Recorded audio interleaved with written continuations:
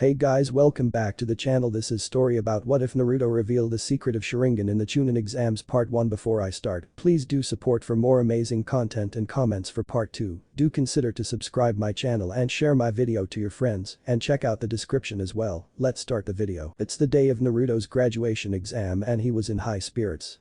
With high hopes, he went to the academy to pass and took his graduation test with confidence. He did well, at least up to a passing level in his written test, and barely passed the accuracy test. He was called to perform the required 3 academy jutsu. He did henge well and changed into his idol, the yondaime. The kawarimi went well with a nearby chair. The last one was his toughest, the bunshin jutsu. Naruto performed the required hand seals, and with a puff of smoke, a dead pale clone came into existence. Naruto hoped it would stay, but it disappeared a second later in the same smoke. "I'm sorry Naruto. You have failed," said the sad voice of his favorite Chunin sensei, Hiruka Umino, whom Naruto looked up to as a surrogate big brother. He ran from the academy building, unable to bear his third failure, and sat on a lonely swing which became his go-to spot in the academy when he is sad. He always sat there when he was sad as it is always silent, unlike the passers-by who always call him names. "Did you hear? The demon brat failed. Really? Good thing. Did it seriously think it can pass and kill us? Yondaime's soul will rest in peace now." "No doubt, he will," Naruto heard people mutter. Having heard them thousands, if not millions of times, he got accustomed to it. "But the last part is new, which I didn't care about." He sat there, wallowing in his sorrow for some time when he heard footsteps and looked up to see Mizuki-sensei, Hiruka's assistant, walking towards him. What he told amazed Naruto.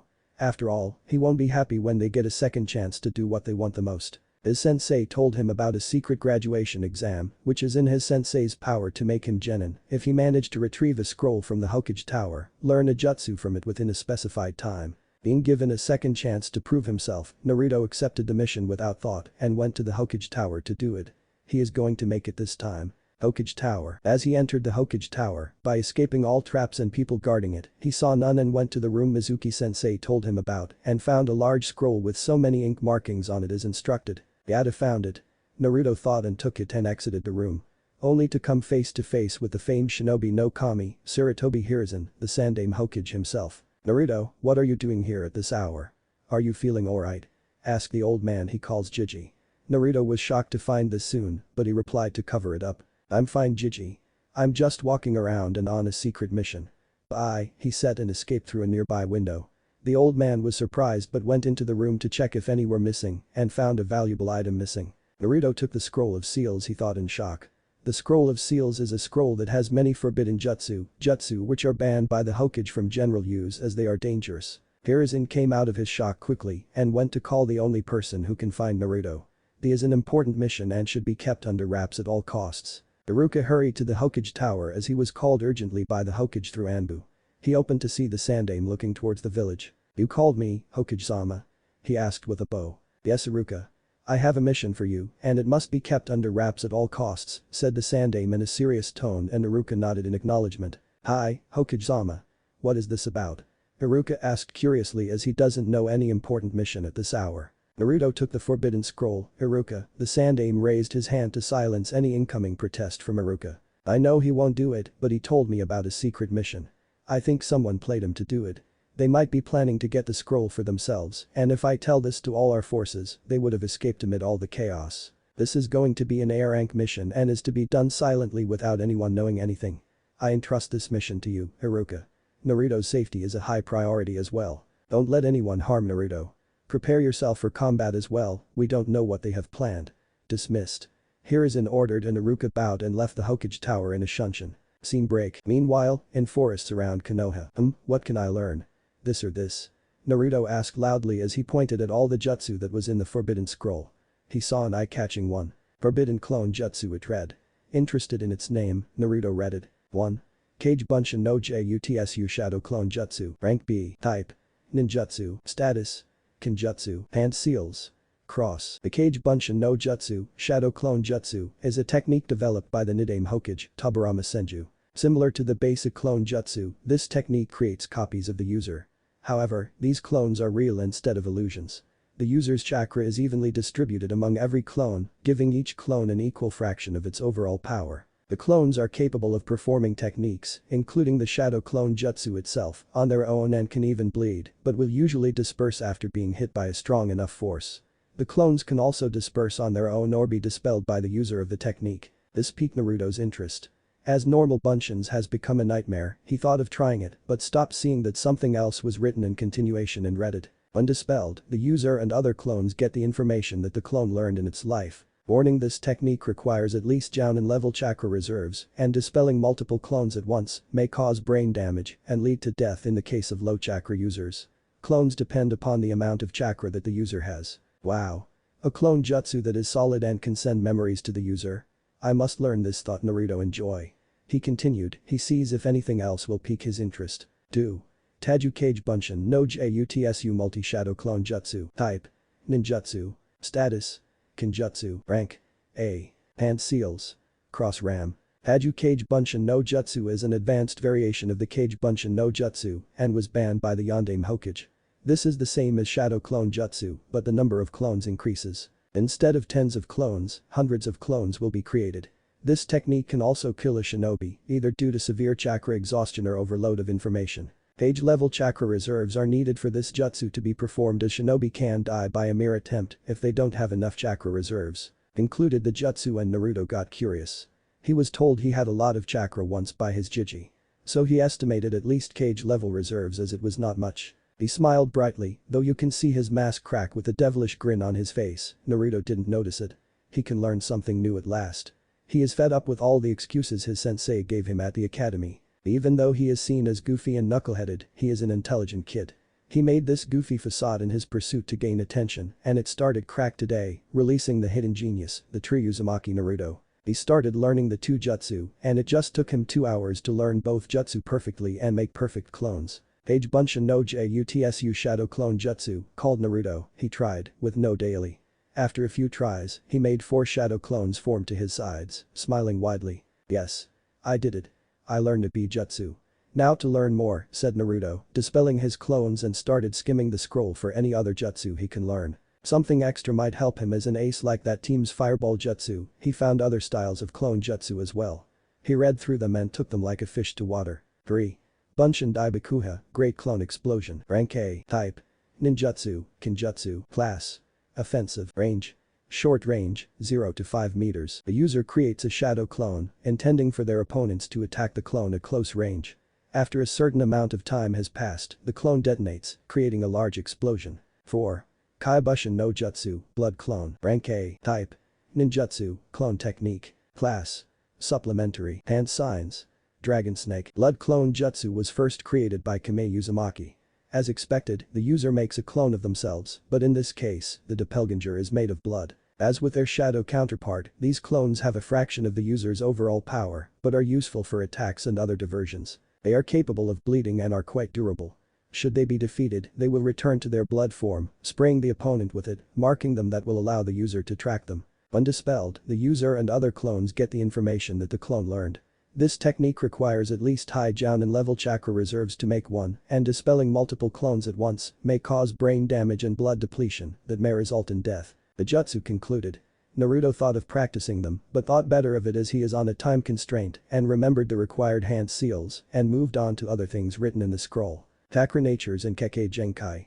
Read the title of the next topic, and Naruto got interested and continued. Chakra Natures are determined by using the chakra paper and channeling the chakra through them. When shinobi find out about their chakra, they can use them as their chosen elements in combat. To become Chunin, a basic mastery of one chakra nature is taken into consideration. To be a Jounin, a shinobi must have mastery over at least 2 elements.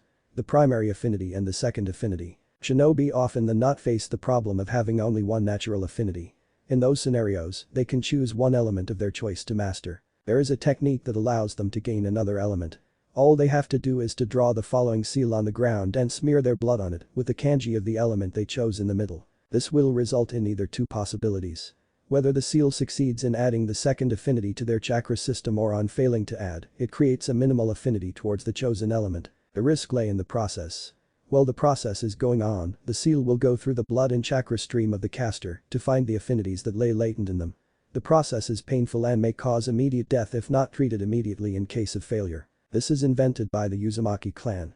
They had invented it as they have a high healing factor which allows them to endure the process with less pain and heal fast because of their strong vitality. The Uzumaki were the only clan that can perform the sealing ritual and come out without any loss.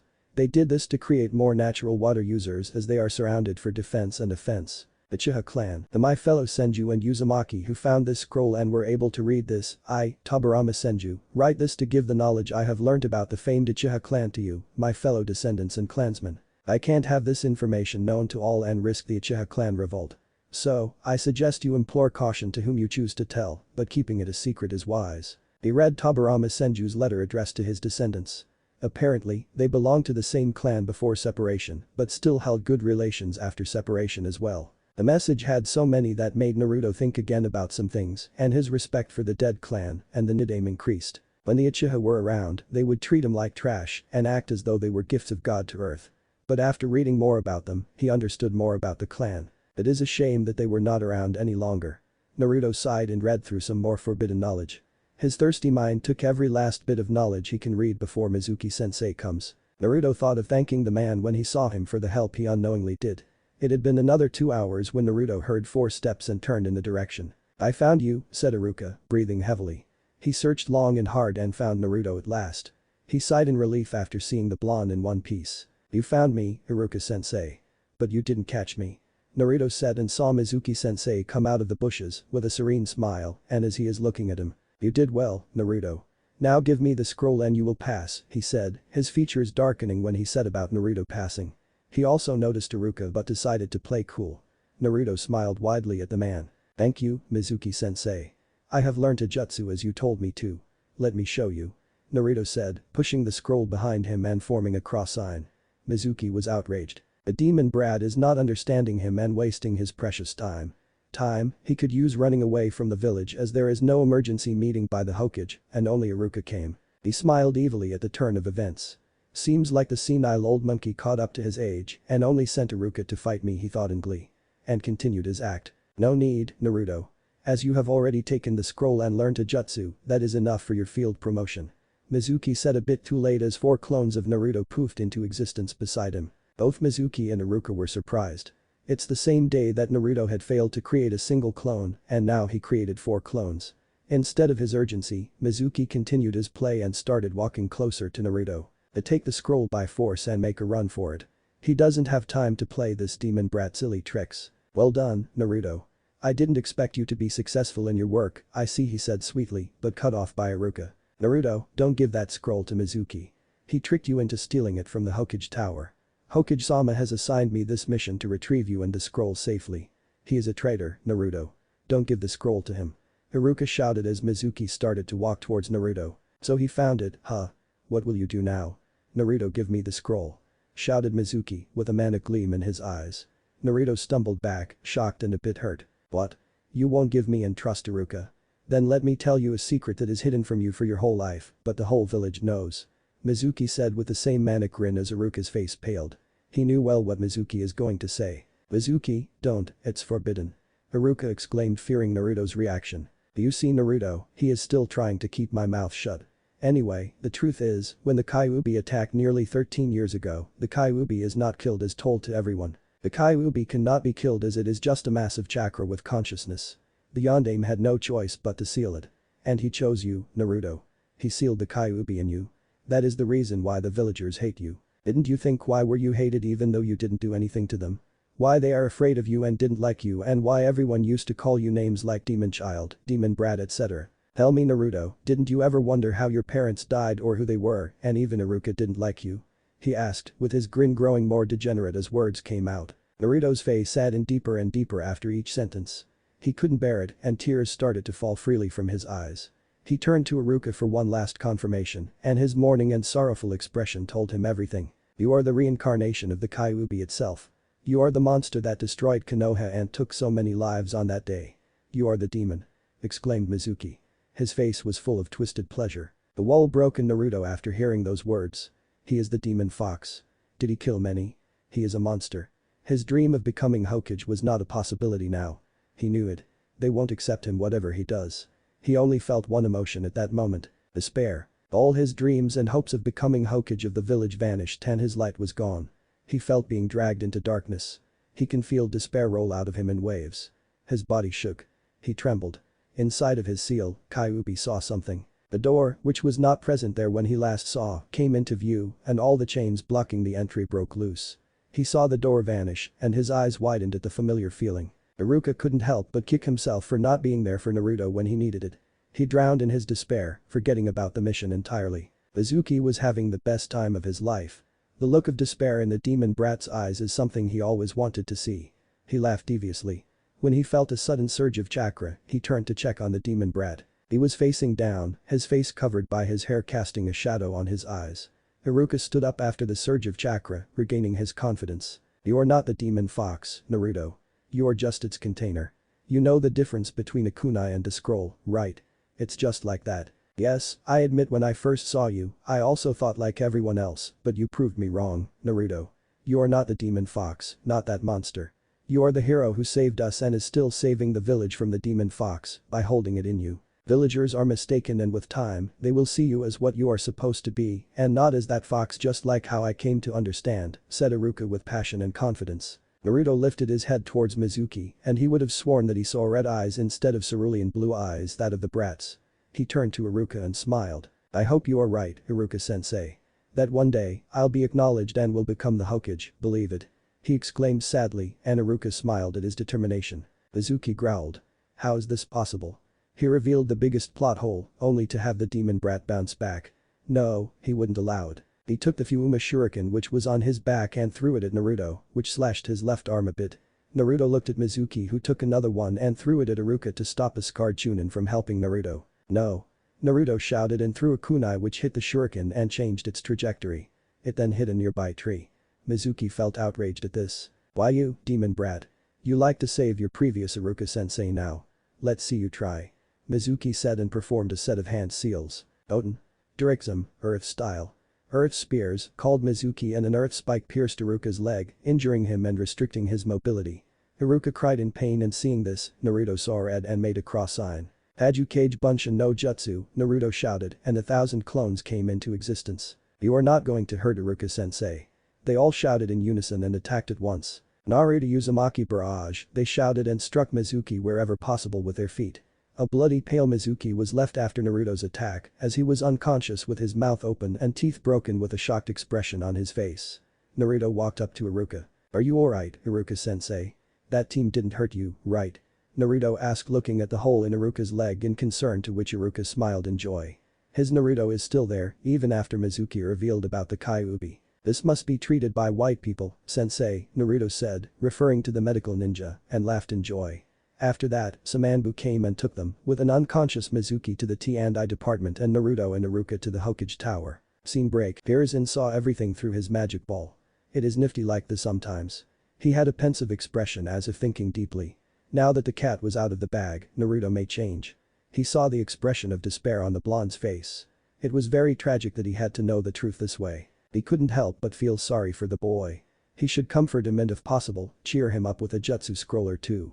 He doesn't want to have as dull and sad Naruto. Naruto should be Naruto. He should be cheerful with his goofy smile.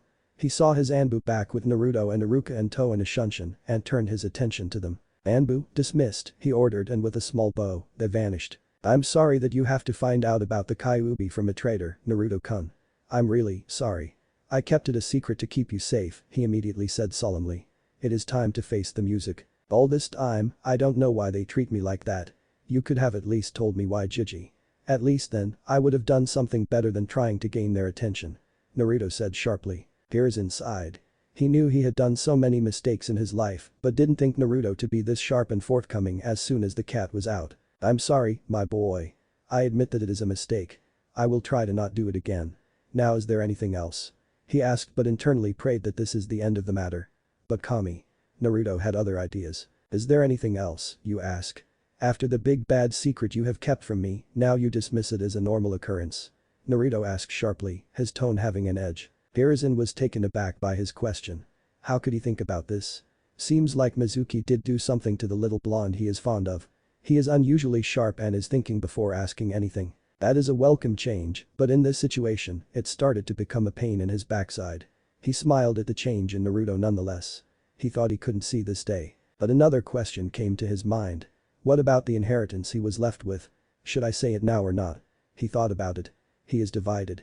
Naruto already went through a trauma and if he reveals with another, Kami knows what happens. He shook his head negatively, concluding not to. Now is not the time. He needs to calm the blonde down before anything else. I'm sorry for dismissing it like that, Naruto. But I kept it a secret for your safety. Please forgive this old man. I promised to make amends, pleaded the Sandaime. Iruka wanted to intervene. But he knew how traumatic Naruto's experience was and stayed silent.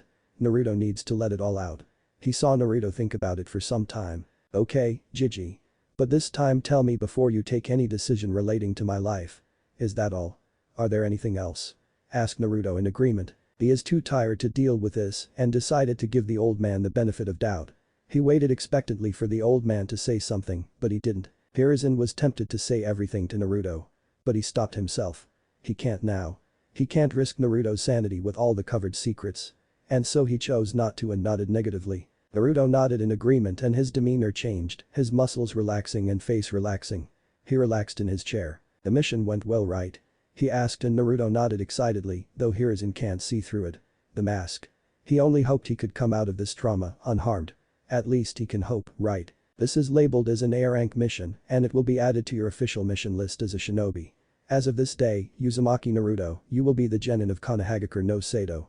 Sandaime said, taking a leaf headband and giving it to Naruto, who tied it around his forehead and smiled brightly at the Hokage, and both older men smiled back. Congratulations, Naruto. This is my gift for you becoming a genin, Naruto-kun, said the Sandaime, and took a book from his desk and gave it to Naruto. It read Basics of Sealing and had a red swirl on it. It has a set of 10 books in a bundle. It is a book on Fuin Jutsu from the Uzumaki clan of the Whirlpool village. If you manage to complete them, I'll give you more, he offered. Naruto's eyes widened. He had a clan and turned to Hiruzen to ask about his parents. No, Naruto-kun, I'll tell you about your parents when you become Chunin. I'll also give you your inheritance then, the Sandaime declined before Naruto can ask, and the blonde sighed but nodded. As Gigi always evades the question of his parents. Iruka only nodded along, not understanding what was happening. He cleared his throat to speak. Naruto, as a gift on your graduation, we'll go to Ichiraku and you can eat as much as you want, he said and Naruto cheered Ramen and they both left the Hokage Tower after receiving the mission payment. Naruto was given 20,000 ryo as his payment as he was not a shinobi during the mission and accepted it with joy. He is happy with the extra money as he is going to buy new clothes and weapons to start his shinobi life. He went to Ichiraku and happily ate his ramen while he explained about his graduation to the ramen chefs, Tuchi and Aim. They felt happy and gave Naruto a coupon for free ramen for a week as a celebration and Naruto accepted it with a happy smile. Naruto enjoyed his meal with Iruka while he sadly looked at the mission payment he received vanish into broth and noodles. Scene break. The went by after that and Naruto reached his dingy apartment and stared around with pain-filled eyes. Though he managed to fool the Hokage and others, he was deeply hurt and cried himself to sleep. Not knowing the subtle changes going on in his body while the Kyuubi stared at his container in disgust. The morning came by soon and Naruto decided to go shopping to shop for his new shinobi supplies and other basics for his new shinobi life with the extra money he received yesterday. He is satisfied that he now knew the reason behind the stares and derogatory comments on him behind his back by the villagers. Though that didn't make it any better, he felt at ease that he can't change them with his current happy-go-lucky attitude. He tried in all shinobi supply shops and was promptly kicked out as they didn't want to sell him anything. He wanted to try one last time and went to a shop at the end of the street which is at a corner, out of the way to many. It read Higurashi Weapon Stores and Shinobi Supplies. He entered to see a full armory in the shop. There are lots and lots of weapons and shinobi related items. He can't even identify some, though he knew he is not good at remembering stuff. He did loops around looking at all of them in awe. He heard footsteps and turned around to see who it is. Denton heard the doorbell ring and came to the store proper to greet the customer from the inventory room. She saw a short blonde kid with an orange jumpsuit and a forehead. She assumed him to be newly minted genin and went to ask him what he wants. Welcome to Higurashi Weapon Store, how can I help you? She asked politely. Wow, is this your shop? It is amazing, the blonde boy said in awe. Yes, now tell me what do you want? Shinobi clothing, equipment, weapons. We have all of them, she offered with a smile, her chest puffing out in pride. I first thought of buying only supplies, but your shop has many things. So I'm going to start with my new shinobi attire, he said, and Tenten smiled widely at that. The obnoxious orange jumpsuit was like screaming kill me, and Tenten knew that won't work in their practical life where skill and stealth matter the most. Good decision. Now follow me. We are going to take the equipment first, she said, and Naruto nodded and followed her around the large store. He doesn't know why he wants to change his orange jumpsuit as it was with him for the entirety of his life as far as he can remember, but he thought it was for better. Inside Naruto, the Kyuubi was laughing his ass off. How can this idiot be that dumb? He is changing from within and he can't understand it. Well, he is providing me entertainment, why not enjoy? He thought and watched in interest. Naruto took a few sets of shuriken, kunai and their sharpening kits. He also took some ninja wire. After putting them in a pack, he proceeded to the clothing section and tried so many colors for his attire. Yes, this looks perfect, said Tenten excitedly. The customer is very adamant about his choice of colors. He wanted a bit of orange as a remainder, and she relented. He chose a black shirt with grey anbu pants with a light blue zipper on top of it with fishnet inside. His attire consists of red and green strips in different places on the shirt and has so many pockets for shinobi use as well. He also took plain black and other color shirts with black and blue pants for casual wear. He told Tenten to stitch the Uzumaki clan swirl into the attire and she obliged. Naruto also bought fingerless gloves, arm guards and shin guards for protection and went to the counter for payment. He knew his shopping is going to be costly. Tenten calculated everything he bought. It is quite a sum of things combined. Your bill is 7,829 ryo, she said looking at the calculator and saw a shocked Naruto. Only 8,000 ryo? He asked doubtfully. Yes, she replied impatiently. What is this guy's problem? Their shop is the premier weapons and shinobi supplies shop and this guy can't afford their rates. She knew their store's rates are affordable when compared to other shops. Tenten's irritated internal rant cut off when Naruto put 8,000 ryo in front of her with a large smile and a flash. A smile that made her day better. Thank you. If it is just 8,000 ryo, then can you show me a sword as well? I want to buy what is it called? Naruto said scratching his head and Tenten understood what he was trying and nodded in understanding and took him to the sword section. She started to explain the various types of swords in front of her, which included a tanto, katana, broadswords and long swords. Naruto looked through all of them as any didn't interest him much. Do you have anything else? Naruto asked, seeing that he is not interested in them, Tenten went to the back of the store to bring other swords available. She brought many swords with various designs. One, in particular, piqued his interest with its design. It is a katana that is at least 2 feet long with a black hilt with a circular guard with rubies in the middle. But the thing that interested him is the Uzumaki swirl which is on either side of the guard. The same red swirl with black lines which were on his back. Naruto picked it up. A small needle pierced his right thumb finger which held the sword and Naruto felt his blood trickle on the sword. Seals started forming on it and disappeared as fast as they appeared. The sword glowed dimly and Naruto heard a small tune in his head from the place he touched the sword. There was like a soothing feeling. The feeling of love, acceptance spread through him and he felt at peace. He took the sword and gave it a test swing. He liked her, he doesn't know how, but he knew it. He took her up and checked out. Tenten noticed this and put down all the swords she is rummaging through and walked towards Naruto. That sword is in our store for at least a decade. No one seems to take interest in it. It is a costly one, but we are trying to sell it to the first customer who likes it. So you will get a 50% discount. It is 10,000 ryo, she said with a smile. Naruto pulled 10,000 ryo and paid without any protest. He knew what he picked was expensive, but the feel of her in his hands is enough for him. He took the scabbard and kept the sword in it. The scabbard was a purple one with gold endings on it.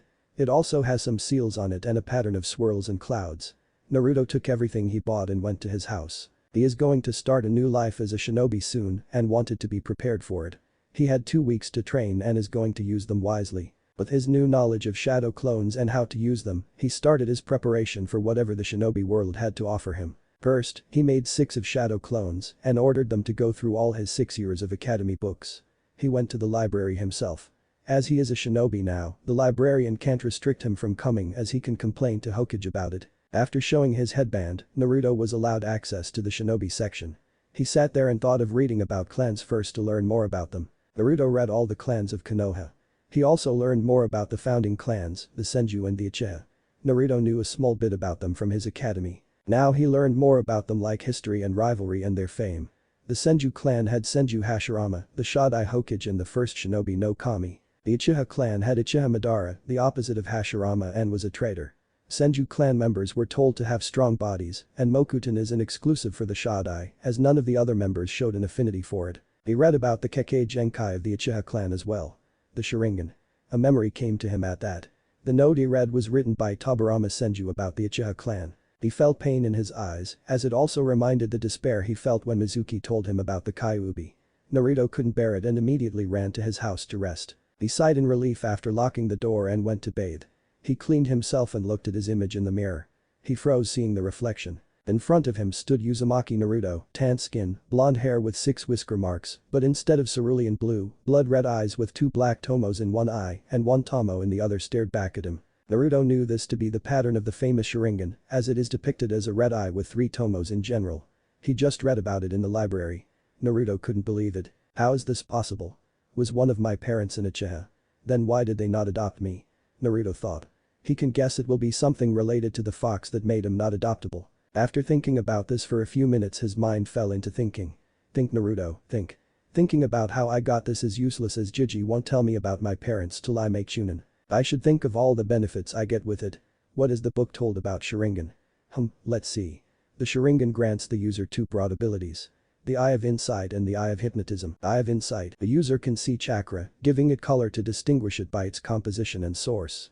Though not as capable in this regard as the Byakugan, the user is granted incredible clarity of perception, enabling them to read lips or mimic something like pencil movements. They can anticipate an opponent's next move based on the slightest muscle tension in their body and act accordingly to dodge or intercept. They can also read the enemy's hand seals to give them an insight into the performed technique's nature, regardless of the speed of performance. The user can copy almost any jutsu they see, memorizing ninjutsu, jinjutsu, and taijutsu with near-perfect accuracy. They can mimic everything they see. Eye of Hypnotism. The user can perform what is generically called jinjutsu through eye contact, suggest thoughts and actions to a target, coercing them to divulge information or act in a particular way, potentially without the target's awareness. The Uchiha are particularly infamous for using this ability. Multiple targets can be taken control of in this way, though the more divided the user's attention is, the easier it is for targets to escape this control. Note: this information is subject to personal discretion as it is collected from the information collected from many non-Uchiha and people who face the Uchiha clan. Please be cautious as some information about might not be true entirely. Recalled Naruto, and he got a shit-eating grin. This would make things easier for him. With his clones, he already went through the first 2 years of academy subjects which are just mathematics and general knowledge. But the addition of Sharingan to the mix, things are going to pick speed. He asked his clones to channel chakra to their eyes, and they also got 2 in 1 tomo Sharingan in their eyes, and shouted in joy. He calmed them down and gave new orders. Boys, take all the books Jiji gave and do as it instructed. If it is a jutsu, copy it with Sharingan and try it. If it is anything else like writing practice or theory, copy the strokes and make more shadow clones and dispel them to pass the knowledge to all. I'm going to study some more about clans and their techniques in general in the library and dispel them in batches. 2 clones for 5 minutes he ordered, and all of them chorused hi, and Naruto left to the library in high spirits. He went to Ichiraku Ramen and had his lunch there and went to the library. He wants to know any techniques which are specific to the Uchiha clan, and how can he be an Uchiha if it is possible. Maybe if I improve myself and help the village more, people may recognize me. Naruto thought hopefully and moved towards the library. Though he knew it is not going to be easy, he hoped. His change of clothing helped him a lot. Because of not wearing any orange, people thought him to be a new person and did not recognize him at all. Scene break. 2 weeks went by peacefully and Naruto improved by leaps and bounds. In just 14 days he did months worth of reading and exercise with his clones. He completed all his academy materials and went to the academy library for more. He was only given access to the basic jutsu being a genin, and Naruto found a jackpot there. He found 4 jutsu scrolls there, which were unused as they were open without a care on a table, and Naruto copied them without hesitation. One of them explained about chakra control and about tree climbing exercises, and another about water walking exercises, which were advanced chakra control exercises according to the scrolls. He practiced them with another 5 clones every day and managed to master tree climbing for 4 days perfectly.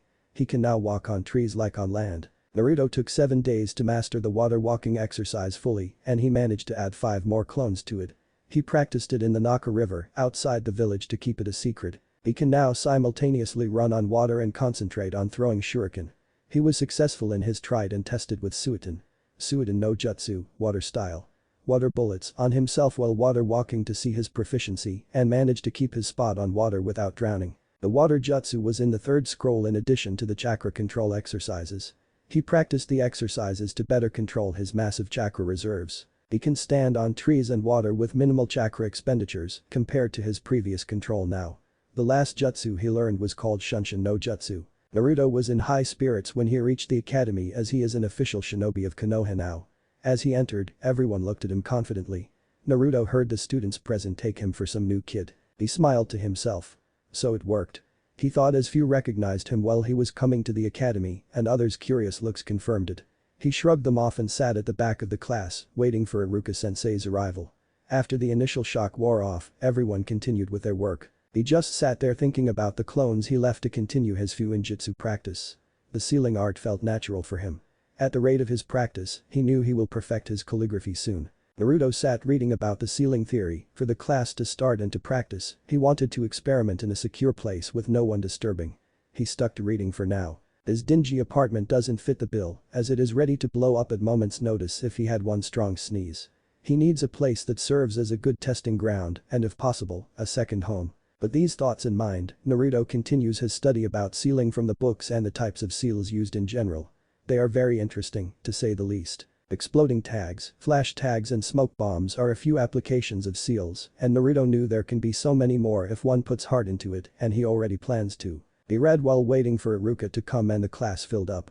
Shikamaru, heir to the famed Nara clan, well known for their intellectual minds, came and sat in the middle row with Choji, another clan heir of the Akamichi clan in tow. Naruto was friends with them in their early academy days. But it's been heard since Naruto told to them like how they used it, other than the occasional greeting here and there. Naruto can see things that he couldn't before and pick subtle hints in the postures and demeanor of others. A great skill very important for his shinobi life ahead. Naruto noticed Shikamaru looking at him but didn't comment and lazily slept on his desk. While Choji started eating chips from a bag he got from somewhere. Soon others came which included Kiba, Hinata, Shino and finally Sasuke who sat in their seats while other civilian children came and sat in their places. Excited chatter grew in class as most arrived. Sasuke looked at Naruto with raised eyebrows, to which Naruto replied with his stare. An impromptu staring match started and ended with the Uchiha turning away with a HN and sitting in his brooding pose, both hands clasped near his mouth and looking somewhere out of the window. Naruto didn't care much about the Uchiha boy and continued his reading. But all of a sudden, the class started shaking as loud footsteps thumped outside and the door was flung open. "I came first," Ino exclaimed, gasping for breath. "What are you talking, pig? Didn't you see my foot stepped into the class first?" Sakura argued and they both had a catfight about it and came near Sasuke. "Tell her I'm first, Sasuke-kun," Ino asked a brooding Sasuke with a dreamy face. "You're right. Sasuke-kun knew I'm first and I'm going to sit beside him," Sakura proclaimed and sat beside the last Uchiha before Ino could retort. Sakura looked around as if to find something or someone and looked at Naruto. He didn't directly see her but observed from his peripherals. Not finding what she was looking for, she sat beside Sasuke and started asking him out and things she generally does. Ino went to Shikamaru and sat beside the sleeping Nara. Shikamaru cracked an eye open and saw her and closed it. The class was chatting animatedly when the door opened again and Iruka-sensei walked in with a stack of papers. "Hello class," he said with a smile, but none noticed or cared to listen to him and continued chatting. He got tick marks on his head and shouted with his patented big head jutsu. "Shut up, you brats," he yelled and the class calmed down. "Good morning class," he said cheerfully again. "Good morning, Iruka-sensei," we all chorused. He started the class by taking roll calls. As the names went by, Naruto's turn came. "Uzumaki Naruto." "Hi, sensei," said Naruto with his hand up and everyone turned to him, shocked. Shikamaru shrugged as if he knew and continued to sleep. But others were still glued to him, even Iruka. Kiba tried to say something, but words stuck in his mouth as he saw Naruto in his new attire looking professional, which is far cry from his appearance, and Iruka-sensei spoke before him. "Naruto, nice outfit by the way," Iruka complimented, unable to say anything else.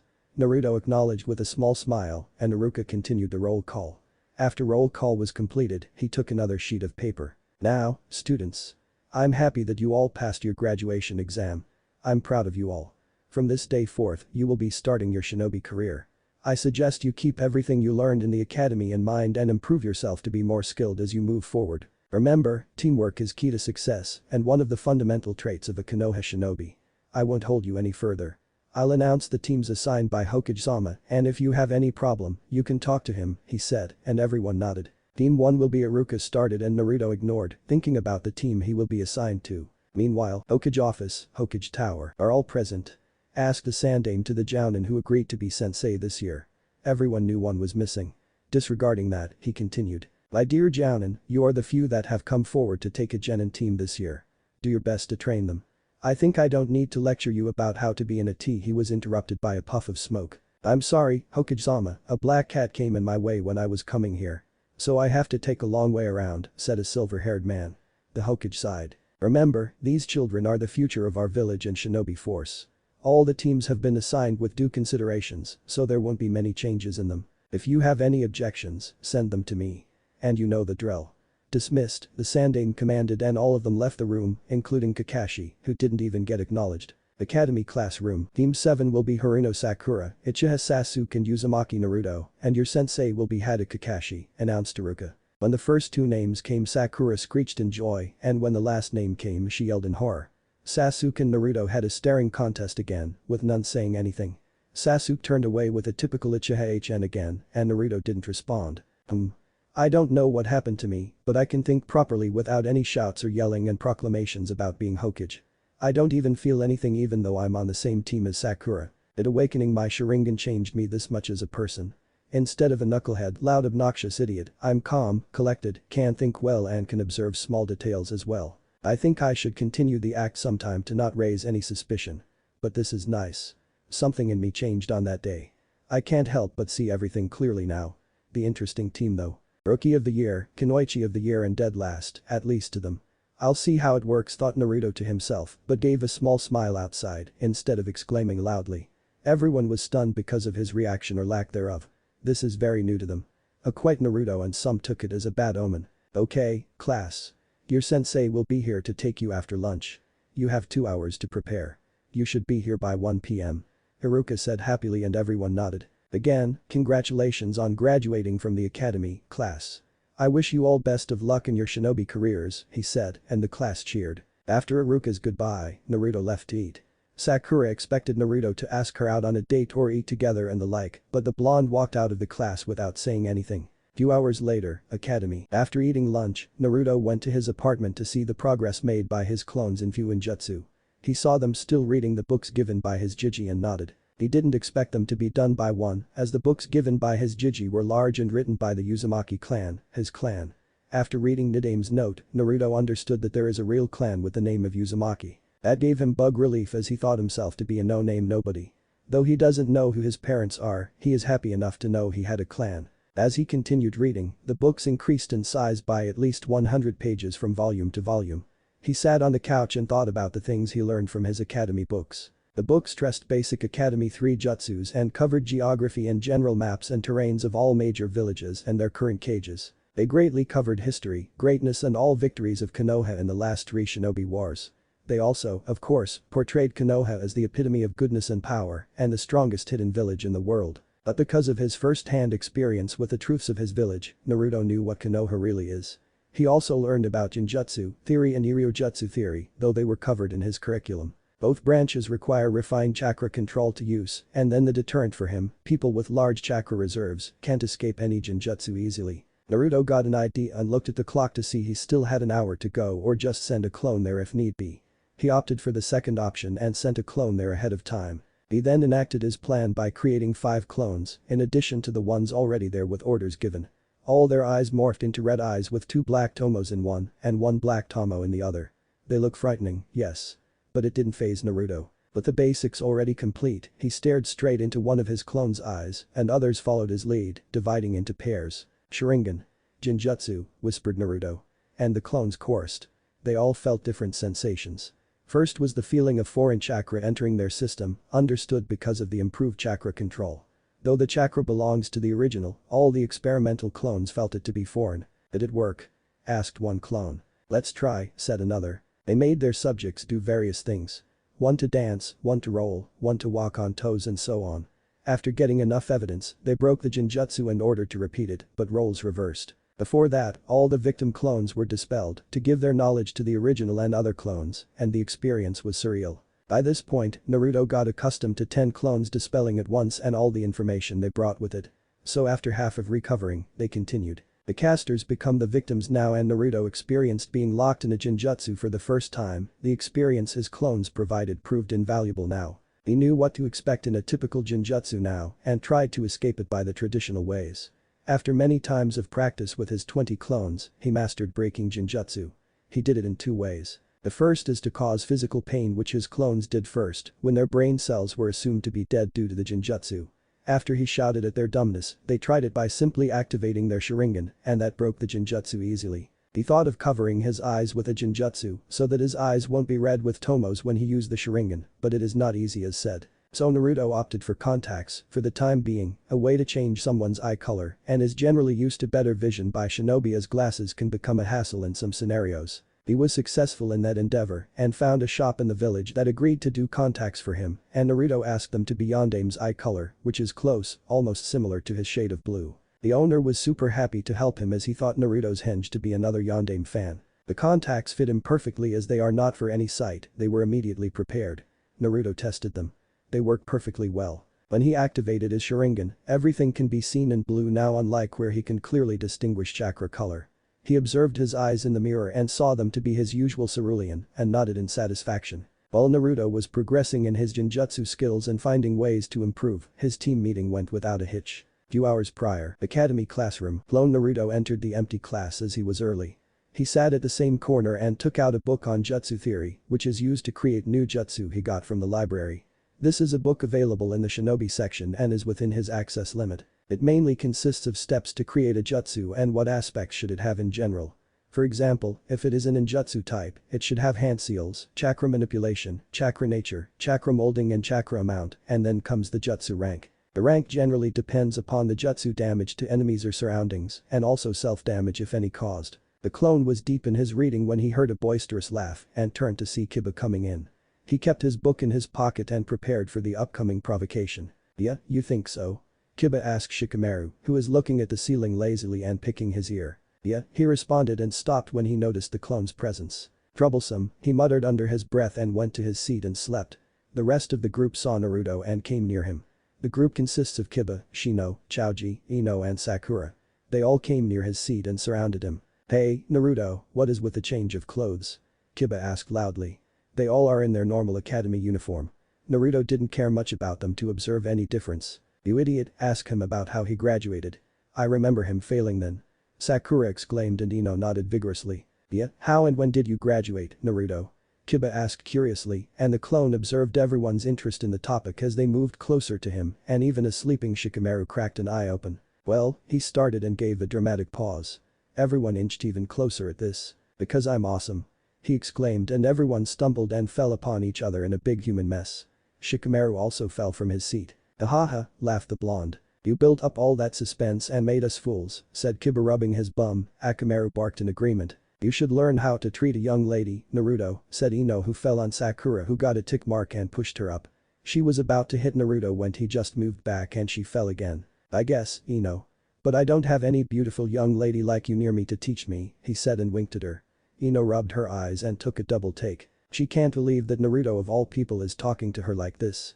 In his new clothes, he looked somewhat cool, but not as cool as her precious Asuka-kun, of course. But handsome nonetheless. She blushed and went back to Shikamaru and Choji, who left the group when he saw them fall. "You're right. As if you are awesome," said Kiba. Naruto just shrugged as they went back to their seats, uninterested in the blonde's dramatic change. The clone sat patiently and saw every team going out with their sensei. He made a note of observing both Sakura and Sasuke in the meantime. And 2 hours passed since everyone left. Sakura was getting more and more desperate and started walking around the class fuming while Sasuke was brooding in the same corner. He continued reading his book. After 1 more hour, Sakura was shouting profanities and Sasuke was glaring at the door. He thought of all the possibilities for a jounin to be this late and waited for the man to come to make his judgment. The door to the room opened and in came a silver-haired man. "My first opinion of your group is you are all a bunch of idiots," he said, and everyone paused for a bit to take what he said, and Sakura's anger came full force. "You're late," she shouted like a banshee.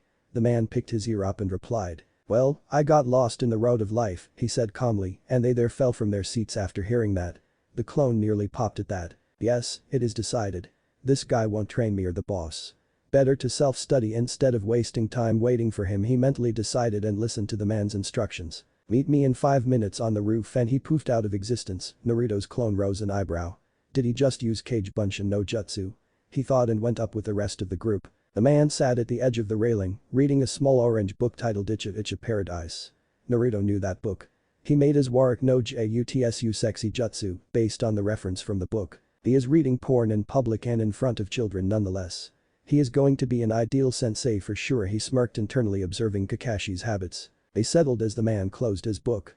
Naruto sat to the left, while Sasuke sat beside him and Sakura beside Sasuke. They all looked at him expectantly. "Well, introduce yourselves," he said plainly. "What do you mean, sensei?" Sakura asked in confusion. "Didn't you read their files when he was assigned the team? Well, tell me your likes, dislikes, hobbies and goals or dreams for the future," he elaborated in a bored tone. "Why don't you show us how," suggested Sakura, and he gave her an unimpressed answer anyway. "Me? My name is Hada Kakashi.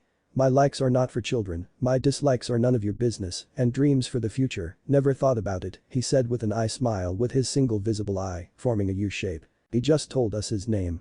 It's clear, he is insane," concluded the clone. "That's useless. He just told us his name," murmured Sakura, and he and Sasuke nodded in agreement. "Now you, Pinky.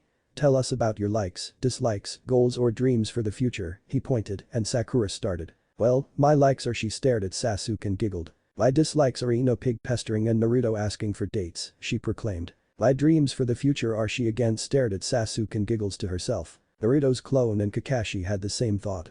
"Yep, definitely, a fangirl." Sasuke sweat dropped at her explanation. "She just stared at me," giggled. He shouted in his mind but kept his cool composure. "Now you, duck-ass haircut," said Kakashi and Sasuke's eye twitched at that. What is this idiot thinking about him? Uchiha Sasuke, is an elite, he thought fuming. My name is Uchiha Sasuke. I dislike things more than I like them.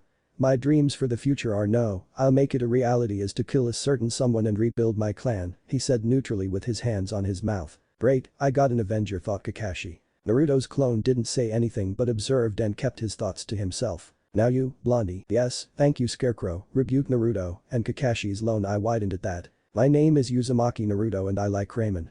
I hate the 3 minutes it takes to cook ramen, and my dream is to become the Hokage. He proclaimed loudly to the heavens. If they accept me, he thought to himself. And a hyperactive loudmouth. Great, thought Kakashi to himself. He forgot the comment Naruto made on him, drowning in sadness. Okay, team. Tomorrow we are going to do survival training. Come to training ground 7 at 5 AM sharp and remember, don't eat or you will puke, he said and vanished in another puff of smoke. The three of them grumbled about lazy sensei and started leaving. Sasuke left while Sakura followed him. He just dispelled, relaying all the information to the original. Naruto's residence. Naruto was practicing how to cast Jinjutsu with Sharingan when the memories of his clone hit him. His concentration lapsed and the Jinjutsu dispelled. All the clones were looking at him after receiving and going through the memories themselves. Looks like we have an interesting team, boys. A scarecrow, a fangirl and an avenger. Interesting indeed. We'll start our seals practice from tomorrow. We will go out to find a place somewhere outside the village which is secure enough for us to practice our seals. I don't want to be held back by his lackadaisical nature. Understood? He asked and the clones nodded. And be discreet and make sure to not garner any attention. He added and got a collective high. They practiced for a few more hours, and after completing the practice for the day Naruto dispelled them and went out to have dinner at Ichiraku's. After eating dinner at Ichiraku's, Naruto enacted his search by merging himself with shadows with black clothes. He wore a black shirt with black pants and bought a black mask to cover his face like his new sensei. He is an inspiration in that if Naruto had to say. He used Sunshine to the forest outside of Konoha. In a few minutes, he reached the outer wall of Konoha and jumped over it and made it into the large forests of Konoha. He made 20 clones to search and they all disappeared. They all activated their Sharingan to search for any chakra trace. Though such massive use of Sharingan costs lots of chakra, Naruto had enough to back it up and they used that to their advantage. They are searching for chakra trace to find a building that is chakra restricted so that all the activity he does with destructive seals and future practice won't be sensed or heard. They searched for hours and decided to rest when a clone found a ruined building protected by some kind of barrier and dispelled itself to transfer the information. Getting its memories, all clones and the original came there using Shunshin and inspected the building. The first thing Naruto's eyes showed him was a broken swirl symbol on the ruined building. It was made of dark brown wood with a swirl engraved in it. He can see the huge amounts of chakra inside from the broken door and cautiously went near it. Okay, boys. Looks like some kind of warehouse. It has large amounts of chakra in addition to the barrier. I want one of you to go in and check for any traps, ordered the original, and 5 clones went in to investigate. Though the building had his clan symbol, it's better safe than to be sorry. So Naruto decided to test everything before going in himself. As the clones moved in, they noticed how ruined the building was. Ruined because of time and lack of proper care. They can see so many cracks and broken at some places. They moved to a place where the highest concentration of chakra is and noticed the lack of traps. On their way, they passed an enclosure like a place where there are many masks. Seeing that there are no traps, one of them dispelled, giving the original green signal to enter, and Naruto entered without delay. He also saw the masks, but since he didn't know what they are, he moved to the room where his clones are. He saw the biggest seal he ever saw there, which in his life is not that much as he came to know about seals just a few weeks ago. From what he learnt in the books in theory, they are preservative seals, cleaning and conditioning seals, intertwined with strengthening seals and blood seals from his best guess. Not that he can understand whatever is written in them, he just know basics, and from basics, he can understand that much. He scanned it closer and bit his finger and spread his blood across the matrix to assess the reaction. The matrix glowed a faint blue, showing the seal's absorption of his chakra and blood, and the building rocked, giving them access to another path as the floor split. Naruto saw a long corridor with softly glowing lights produced by flickering torches. He moved in with his clones guarding his back. They moved into a large room. There are doors lined up. Each one of them is well maintained and clean. Curious about the rooms, he went in to see what was in the rooms and was surprised by the contents in them. The first room is set up to mirror a large training ground. It is nearly 500 meters large with lighting coming from somewhere. It also has so many stances, katas and poses painted on all of it. In the middle of the room was a big red swirl which is nearly 10 meters long across the surface and the ceiling. He can see seals on it as well. He moved to the second room, which is a large library. Large in the very meaning. It seems endless to his eyes, even with his Sharingan. There are books on different things. Ninjutsu, Jinjutsu, Fuinjutsu, Kinjutsu, Juinjutsu, Yukijutsu, Iryo Ninjutsu and so on. But most belong to Fuinjutsu and its types. There are other books like history, Uzushiogakure uniforms and maps of different nations. The uniform of Uzashio Genin is just like his. Light blue shirt with a black undershirt and grey pants. With the headband of Uzashio on their forehead protector, which is a swirl. The name Uzashio was on everything in the room as if it is another ninja village, and Naruto decided to investigate further about it and moved to the third room, which can be assumed as an armory. There are lots and lots of weapons in it.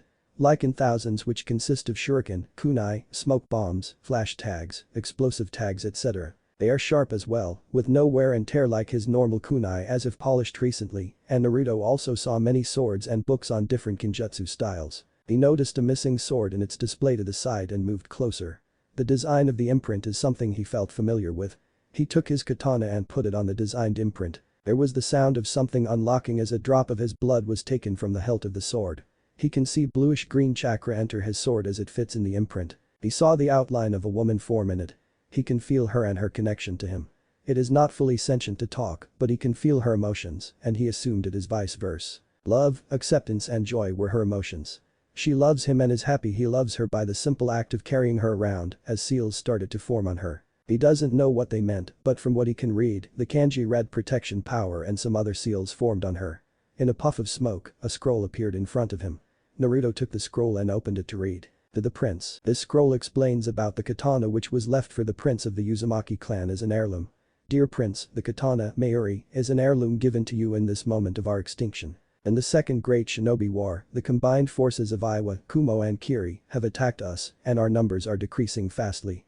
Princess Kushina, the heiress of the clan, was sent to Konoha to be the next Jinchuriki of the Kyuubi just a week ago. We have sent for help, but I think the situation is not favorable for Konoha to send any help. This scroll is sent to the Uzumaki clan compound in Konoha. Mayuri is made especially for you, dear prince, and we at the Uzushio hope that she suits you well. We made this especially for you because Princess Kushina is not going to marry an Uzumaki, and one of our elders foresaw about a young child of Uzumaki heritage, suffering in his earlier years. Mayuri won't work for anyone other than you, young prince. She has some seals to identify you and some other special seals to make her different from others. We hope this will change things for the better for you, dear prince. Regards, proud clansman of Uzushiogakure. Naruto reread the letter many times. His clan people had given him something in their memory. He felt elated and happy at that, and they also told him his mother's name. Uzumaki Kushina. He is going to search for her and know who his parents are. He took the katana and looked it over. She is beautiful after getting new seals. Mayuri, what a beautiful name. I think it means true friend, he thought to himself and rubbed her. He had a connection to his clan and a friend now. His heart danced in joy at that. A friend. He always wanted a friend. But now, he got a real friend. He took the scroll and pocketed it and moved to the next door, pushing through his emotions after reading the heartwarming letter. He moved into the fourth room, which turned out to be a living area with further doors inside. He just looked at the door and didn't go any further and went to the next room. The fifth room is some kind of spa and had a hot spring in it and with so many shower heads. So, this is common pool hut, he thought, and moved to the next room. The sixth room consists of different beds and lots of spirit smells. He thought it to be a hospital wing and moved on. The seventh room is a dojo and had mats in it with stands. The eighth room is a storeroom. It has probably tons of wood, bricks, cement etc. materials which are used in construction and other equipment like wires, sinks etc. It's a large godown of many things. Naruto moved into the library as he is most interested in it and read through all the books and took books relating to Fuinjutsu. 20 clones went to the training ground to practice seals as they are itching to practice after reading all the theories. After going through all the taijutsu styles, he picked one which he liked most and sent another 20 clones to practice it. The taijutsu style he picked and liked the most was the Wind God style or Fujinkan. The style mainly depends upon the flow and flexibility of the body like wind. He didn't know why he liked the name and the style, but it has a nice ring to it and he is going to master it. He knew well that his taijutsu sucks. Naruto made a total of 50 clones. 20 on Fuinjutsu practice, 20 on taijutsu practice, while the other 10 went through all E, D and C rank ninjutsu scrolls in the library. Naruto decided to amass knowledge first and practice later when he is free. The night went by as the original reached his residence by 11 in the night and slept with so many emotions. He discovered what can be seen as his clan's estate in Konoha, which suggests a presence of past members' residence in the village and found about his clan, sword and most of all, his mother. Uzumaki Kushina, huh. What a beautiful name. If only I can meet you, Kachan was Naruto's last thought before sleeping. Next morning, Naruto's house. Naruto woke up at 5 in the morning. He thought of going to the training ground, but after listening to the reason his sensei gave them about his late arrival, he thought the better of it. He decided to go around 9, if Kakashi came early, he is going to find Naruto at his house, but he is not going early and wasting his time waiting for the tardy man's arrival. Naruto went through his newly created daily exercises which included push-ups, pull-ups and laps around an empty training ground.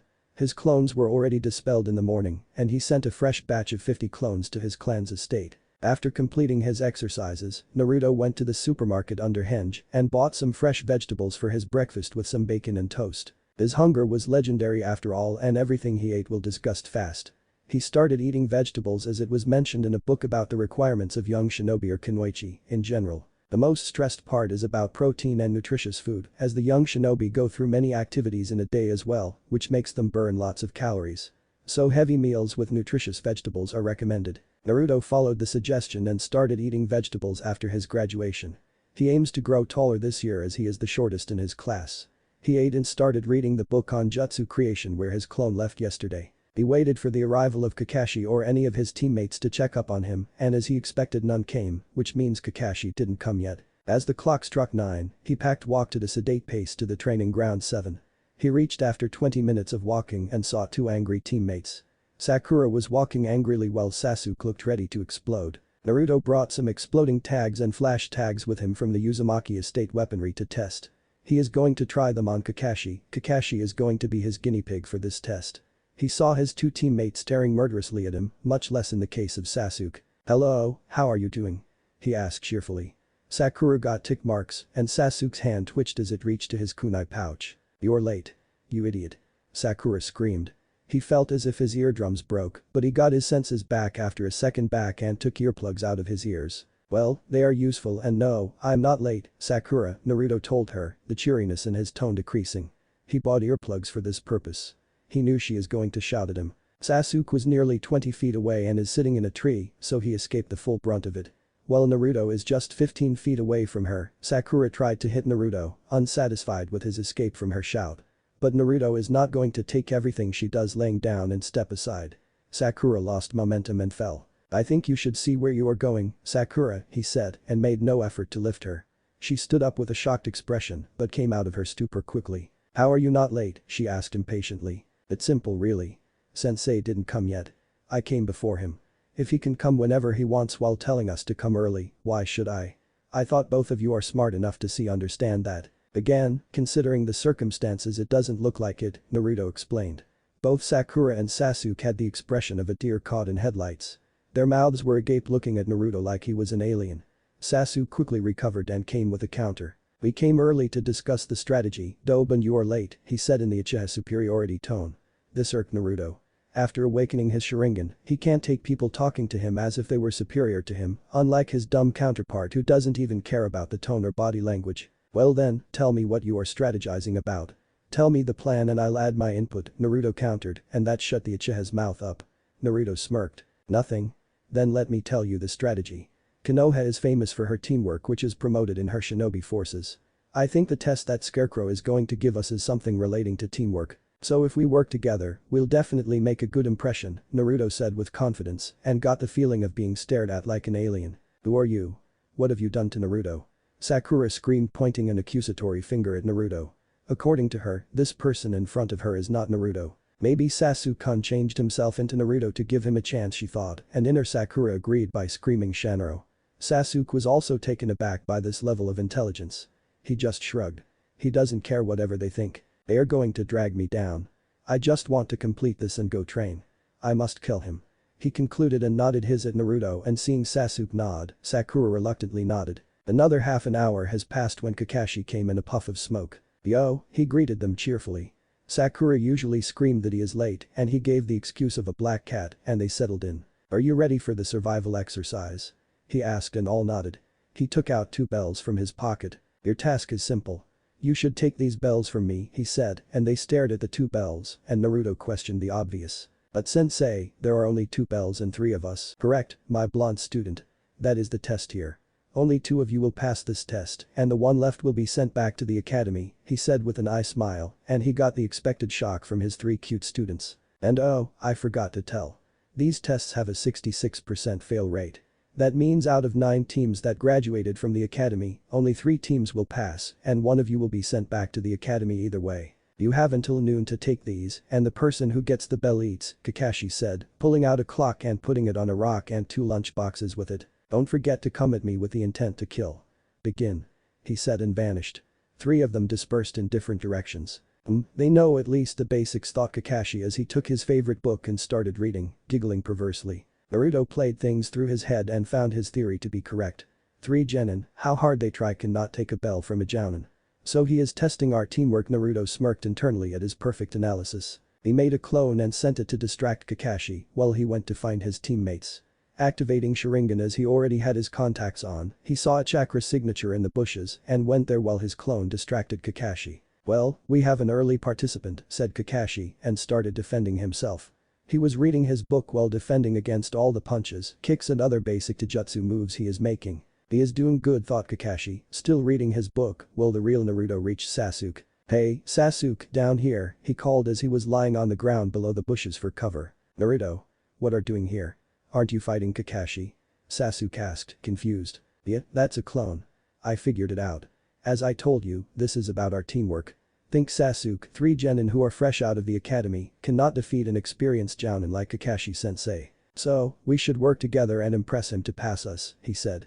Though Sasuke got angry that he, the Uchiha elite, couldn't figure it out, he didn't give it much thought as he has more important things than this team and agreed to join the blonde. We'll find Sakura and fight together and complete this stupid test, he said, and Sasuke followed the intelligent blonde. He never thought a day that makes him follow the blonde of all people will come. Upon reaching the pink-haired girl, Naruto nudged Sasuke to explain things as she doesn't listen to him. Sakura agreed, thinking that her precious Sasuke-kun was genius, and they formed a strategy. So what we do is attack as a team. No matter what he says, don't fall for him. We can pass this only if we do this as a team, Naruto explained confidently and got nods of acknowledgements from his teammates. Though Sakura admired Sasuke's cool demeanor, she heard what the blonde said and agreed with it as her Sasuke-kun agreed as well. Naruto was keenly observing Kakashi's every moment with his Sharingan, searching for weaknesses. He saw Sasuke charging with a few of his clones and doing some hand signs, and the clone dispelled, relaying everything it learned to the original. Pain. Gakakyu no Jutsu, Fire Style. Fireball Jutsu, Gyuden. Tatapa, Wind Style. Great breakthrough, shouted Sasuke and Naruto simultaneously. A large fireball fueled by a strong gust of wind mixed and ended up increasing the speed and intensity of the flames of the fireball as it sped towards a surprised Kakashi, who quickly performed his own set of hand signs. Suiton. Suryudan no Jutsu, Water Style. Water Dragon Projectile Jutsu. The big water dragon rose from a nearby pond and clashed with a large wind-fueled fireball, and steam rose from the clash, blinding everyone with mist. Gyuden. Tatapa, Wind Style. Great breakthrough, said Naruto and cleared the mist with another gust of wind. Everyone except Kakashi regained their vision. Kakashi was near Sakura performing hand signs. Naruto saw the change in her chakra and knew it to be some kind of genjutsu as she screamed. He went to her and released the genjutsu, pushing some of his chakra into her body, disrupting her chakra flow. She regained her consciousness and started looking around frantically. "Sasuke-kun?" she asked in hope. "Sasuke is fine, Sakura. Now pick yourself and proceed with our plan," Naruto assured and saw her nod. He saw Sasuke being dragged to the ground and went to assist him. He pulled the Uchiha up. "He is trickier than I thought," said Naruto and saw the Uchiha nod in agreement. "I told Sakura and she went to enact our plan. Let's do this, Sasuke," and with a fist bump, both of them ran towards their sensei. Naruto made 10 clones, and all of them with Sasuke jumped into the Taijutsu combat with Kakashi. As there are many fighting with him, Kakashi had to abandon his book to not get hurt by the number of attacks sent towards him. They continued until Kakashi's full attention was on them. Sakura jumped towards his belt where the bells were. Kakashi saw this, but couldn't move as he was surrounded by Sasuke and Naruto's clones on all sides. Being a Jounin, he was in similar situations a lot and he just performed the Kawarimi to escape the deadlock. The bell rang signifying the end of the time. "Alright, time's up. You didn't get any bells though," he said, and all his students' moods soured. "You pass," he said with an eye smile. He got 3 surprised looks at that and explained. "Though you didn't get any bells, 3 genins, fresh out of the academy, are not a match for a Jounin. But you have impressed me with your teamwork.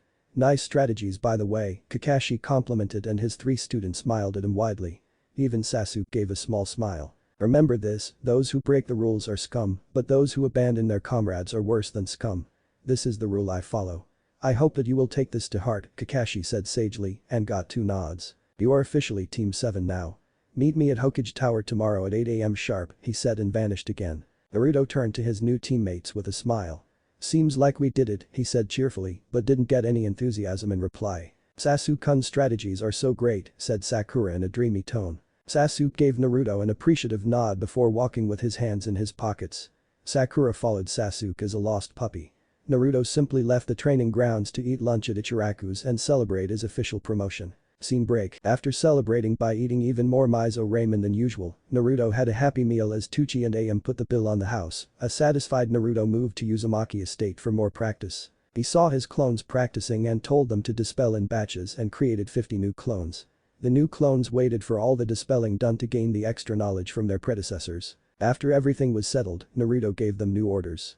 "Boys, we have our work cut out for us. Now, you will divide into batches of 5. Teams 1 to 10. Team 1 will concentrate on seals. Team 2 on ninjutsu. Team 3 on taijutsu. Team 4-5 on shuriken and kunai throwing while on trees and water walking. While Team 6-7 reads all the C and D jutsu scrolls from the library. Teams 8 and 9 will concentrate on the 2 techniques we have copied, fireball jutsu and water dragon projectile jutsu. Team 10 will follow me to practice kinjutsu. Is that clear?" he asked and everyone nodded. "Hi, boss," they chorused and Naruto led the Tai group to a small dojo while the ninjutsu clones went to training grounds. He found multiple training grounds of different sizes on the floor and decided to use them. Though are not as big as the main one, others are at least 100 to 200 meters wide, enough for their practice. He started with the basic stance of the form written in the scroll with his clones following his lead. Scene break. A month later, Naruto's residence. The following month after their official appointment as Team 7 is not a memorable one for Naruto. But he didn't give a damn about the month. After the first day when they did D-rank missions of finding a useless cat named Tora, missing objects, painting fences etc., Naruto started using his clones. Naruto created a blood clone, the first one he had ever created and sent in his place, and while his clone took his place in his team, he practiced his taijutsu, ninjutsu, jinjutsu and fuinjutsu in the Uzumaki estate, far away from prying eyes of the village. Naruto started staying in the Uzumaki estate full-time as time passed and slept there at night. His skills skyrocketed because of this. His ninjutsu which was subpar before was now on the level of a mid to high chunin. His jinjutsu was chunin level as he still had so many to dispel and master. His taijutsu was the deadliest of them all. The Fuijinkan has suited him well. The taijutsu style revolves around covering his body in thin wind blades at all times. The user must be precise about any mistake as that may lead to cutting off a part of their own skin. The blades of wind would be circling him as a defense. He always has a thin layer of wind surrounding him which is created by his chakra or can be taken from the atmosphere around him. The taijutsu style has forced Naruto to take his wind elemental control exercises. While the first part of leaf cutting was easy, the second part was not. Naruto had to cut a waterfall, which is nowhere near his B residence. Even if he wants to practice at a nearby one, that draws a lot of attention, which Naruto want to avoid. So he went on an unofficial B rank mission to complete his exercise. When he went to scout for potential rumors, pieces fell in place and he heard about it in a shop while some jounin were talking. Flashback 20 days ago, Naruto was out in the village under a henge to find a mission and a waterfall nearby to complete his second level wind exercise. While he was crossing an alley, he heard something interesting. The conversation about some bandits among some jounin from their vest. It is a B-rank mission that consists of a bandit camp raid and freeing the potential hostages. Naruto heard about how it was already assigned to a team and they will move out tomorrow evening. The mission was very appealing to him, as he can find a waterfall outside Konoha and practice there without disturbance. So he took it upon himself to do this mission, as it also helps him to test his skills in a real combat situation. Naruto stayed there and noted everything about the mission. The location of the bandit camp, the village which gave it and so on. The bandit camp was located in a nearby village which is 68 kilometers south of Konoha. The bandits were infamous and said to have raided so many villages and murdered innocent people. If there is one thing which his present and old self would agree, is killing innocent people for no reason. So he had decided to get rid of the scum from the world. Naruto also had another agenda in mind as he learnt an interesting fact about his clan. Luck. The Uzumaki clan's luck is said to be as legendary and as powerful as their skill in Fuinjutsu. He is going to test it on a few gambling centers in the town after completing his self-appointed mission, other than practicing the second stage of wind element control and getting rid of bandits. That is also another reason why Naruto has decided to go out during midnight, as the chances of being detected or seen were very low. He is already out of the village in the Uzumaki estate and he had a blood clone in his apartment and a few in reserve in a scroll in the clone's pouch. He moved silently, merging in the shadows of the night and made to the nearest village to the camp after 2 hours of traveling. He created around 20 clones and spread them across the forest to search for the bandit camp. One of the clones found a camp nearly 7 kilometers to the northwest. Naruto silently moved in with his army of 10 clones, as the remaining were surrounding the camp from all sides.